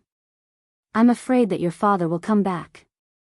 Lu Qing pretended to be mature. Let's wait for another 10 minutes. Yenjika smiled and said, is this also Kai Zhongming's experience? No, it's habitual caution. Lu Qing returned to normal and made a self-deprecating remark. Fortunately, he put the martial arts shoes in Ku's room. Otherwise, his father-in-law would have caught us in the act just now. Little Ming, you didn't die in vain. Yenjika couldn't help but laugh. Then she sighed with mixed feelings, I'm sorry. It's not good to be so sneaky. Not only did I cheat my father, but I also wronged you. It made her feel guilty and sad. Lu Qing calmed down and solemnly promised, in the future, I'll come here openly. And to do that, stepping into the dance stage was the most basic thing. It wasn't that he couldn't marry Ku if he didn't reach the dance stage. Wasn't his father-in-law just an amateur fighter? But as a man, he had to work hard and try his best to overcome difficulties so that the girl wouldn't feel embarrassed. At this moment, he was determined to fight for the martial arts and the dance stage. Do your best. Yenjika's eyes rippled as she said in a low voice. Then, she nodded seriously and said, but now, the most important thing is another matter. What? Lu Qing was a little confused. Yenjika smiled and showed her dimples.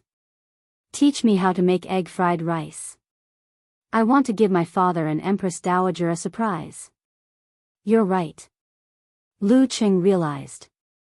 In the following time, the two of them relaxed and ate the egg fried rice, cold dish and steamed buns sweetly. Then Lu Qing steamed a new pot of rice and taught Yenjika step by step. Again and again, they rubbed each other's ears, touched each other's heads, and kissed each other passionately. To be honest, Lu Qing really wanted to go further in this completely private space. But considering that the girl had just experienced the shock of her father's return and was not in a stable mood, he forced himself to hold back. Unknowingly, it was 11 o'clock. Yenjika was barely satisfied with her new egg fried rice. Alas, I only saw a few photos. Lu Qing said with some regret. Auntie is coming, I should go. Yenjika thought about how she was so focused on making out that the egg fried rice burned several times. She said with a reddish face, it's not like I can't come here in the future. At that time, she could hide in the room and not come out to cook. Even if her father and Empress Dowager suddenly came home, she wouldn't be discovered. I'm looking forward to it. Lu Qing imitated his girlfriend's tone and answered. After reluctantly parting, Lu Qing looked at the towering buildings in the villa area. Facing the sun in the sky, he stepped forward. There was an urgent and clear goal in his heart. That was to enter the dance stage.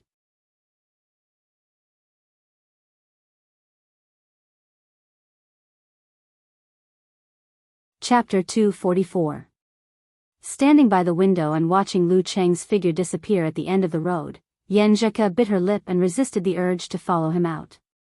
She withdrew her gaze and sniffed. The aroma of egg fried rice filled the whole room. She picked up her phone and unconsciously smiled. Her fingers quickly typed a message to her boyfriend, who she had just separated from. It's all your fault. Every time I close my eyes, all I can think of is egg fried rice. Because the cold rice from last night was cooked by Lu Qing and turned into breakfast for 2 people, the following kitchen lessons could only be replaced by freshly steamed rice. Although the essence of the dish couldn't be fully understood, it was enough for her to master the basic skills of egg fried rice. Soon she received Lu Cheng's reply. Hee hee, every time I close my eyes, all I can think of is the burnt egg fried rice. Yenjika's cheeks flushed. She spat and clenched her teeth while typing on the keyboard. Pervert. Big pervert. She walked lightly into the study, turned on the computer, logged into the surveillance system and began to search for videos related to Lu Cheng. She planned to format them and not leave any trace. It's hard to guard against a thief in the house. It's not a big deal if a thief comes to steal the cabbage at home. The big deal is that the cabbage wants to follow him.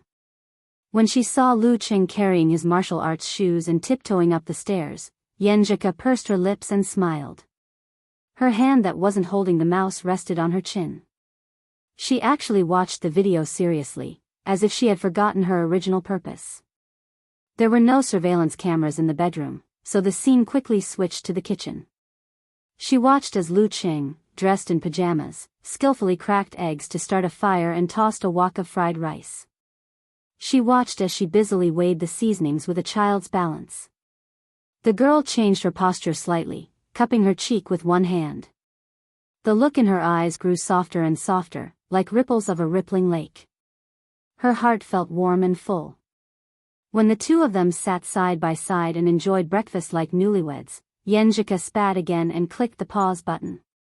She stood up abruptly and ran upstairs. Back in her room, she took out her portable hard drive with large capacity. I have to copy and save the videos about Cheng. She looked at them and moved them bit by bit. She couldn't help but laugh at Lu Cheng's silly look as he squatted beside the fridge with a bowl and chopsticks. She blushed and her eyes teared up because the two of them were so engrossed in their intimacy that they burned a serving of egg fried rice. Even though she had quickly skimmed through these parts, she discovered many details that she hadn't noticed before from another angle. For example, when they were kissing passionately, Lu Cheng's hand was stroking her back. He had tried to move his hand closer to her body several times, but he had resisted the urge. Pervert. She cursed in a low voice. Her eyes were filled with both joy and anger. He really craves me, and he really respects me. But why do boys always like that kind of thing? Just as her thoughts were wandering, she heard the sound of a fingerprint unlocking the door. Yenjika suddenly sobered up. She quickly copied the remaining surveillance videos to her hard drive and reformatted the original ones. After finishing all this, she turned off the computer, walked out of the study, and smiled at the aunties. Auntie Huang, make 3 extra servings for lunch. I have a few friends coming over. One of them is a professional fighter. They all like your steamed cushion carp very much. Song Li, Gu Shuang, and Xing Jingjing were coming to visit later. They would interrogate her in detail about her secret relationship. Okay, I'll go buy the ingredients right away. The auntie in charge of cooking said with a smile. Yenjika pursed her lips and pretended to say casually, by the way, there's a lot of egg fried rice in the kitchen. Just throw it away. I'll use it for practice. The afternoon sun shone into the living room, making it hot and dry. Zhao Zijuan sat on the sofa with the air conditioner in his hand. He didn't turn it on for a long time. No one knew what he was thinking. Old Zhao? Huang Kun came out with the food and shouted in confusion, didn't I ask you to turn on the air conditioner? What are you thinking about? The place where they worked was close to home. Huang Kun's work was more leisurely, so she would come back for lunch if she had nothing to do. Zhao Zijuan sighed and said with a wry smile, I'm thinking about the boy from the Lu family. Although I can't find out his relationship with Director Xing, I can see that he has a bright future. As long as there are no accidents, he will be rich in the future. He had already checked the general situation of Lu Cheng. Huang Kun hesitated and said, how about we let Qianqian meet Lu Yanwei? He's a good guy. Looks like the Lu family is going to be rich. No. Don't think about it. I've been a police officer for so many years and caught so many criminals. I have a good eye for people. Zhao Zijuan rejected his wife's proposal. Lu Yanwei is good in other aspects, but he's too frivolous and unstable. He refuses to do things in a down-to-earth way. It's hard to change this character. In the future, even if his younger brother is very capable, I'm afraid that he can't take care of him. Then why do you want to know about the boy from the Lu family? He's still in college. Huang Kun asked angrily. Zhao Zijuan stood up and walked to the table. He said, even if I can't ask him for help, I still need to be on good terms with him. Lu Jisheng and I have been friends since we were young. I need to keep in touch with him and his family more. If anything happens in the future, it's better to ask them for help than Lu Yanwei. You've been thinking about these things for years.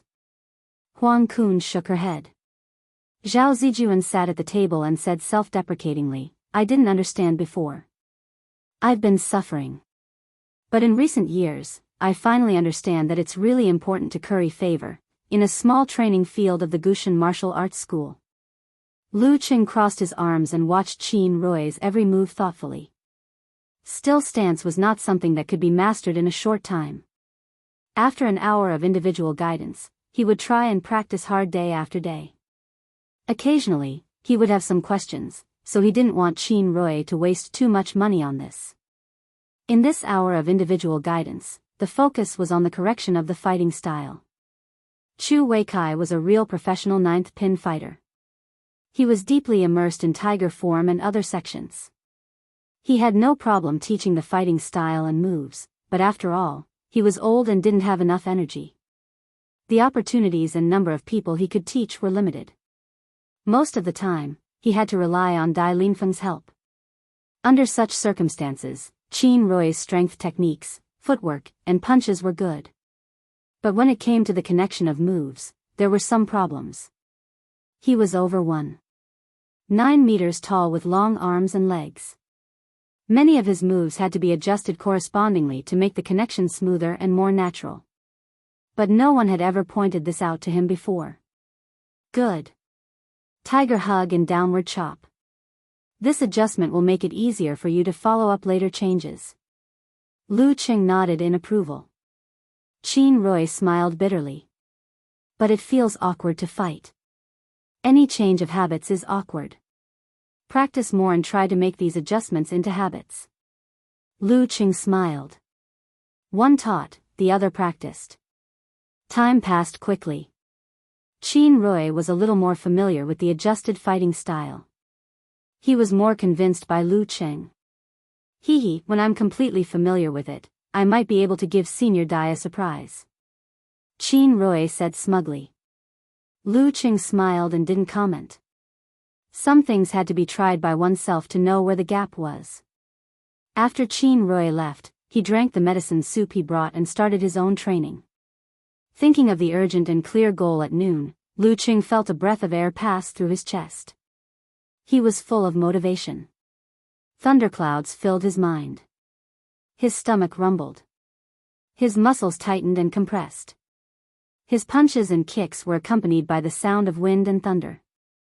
This time, the effect of his training was better and better.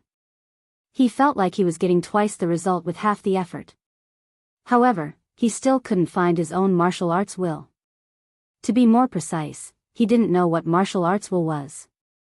The desire to win, the unshakable will, and the will to enjoy without lust. He didn't lack any of these. But what the hell was martial arts will? Confused, Lu Qing ended his training and made a call. He decided to ask his master for advice. Hey, brat, what's the problem this time? Geezer sure coughed. Lu Qing answered honestly, Master, I'd like to ask you what martial arts will is.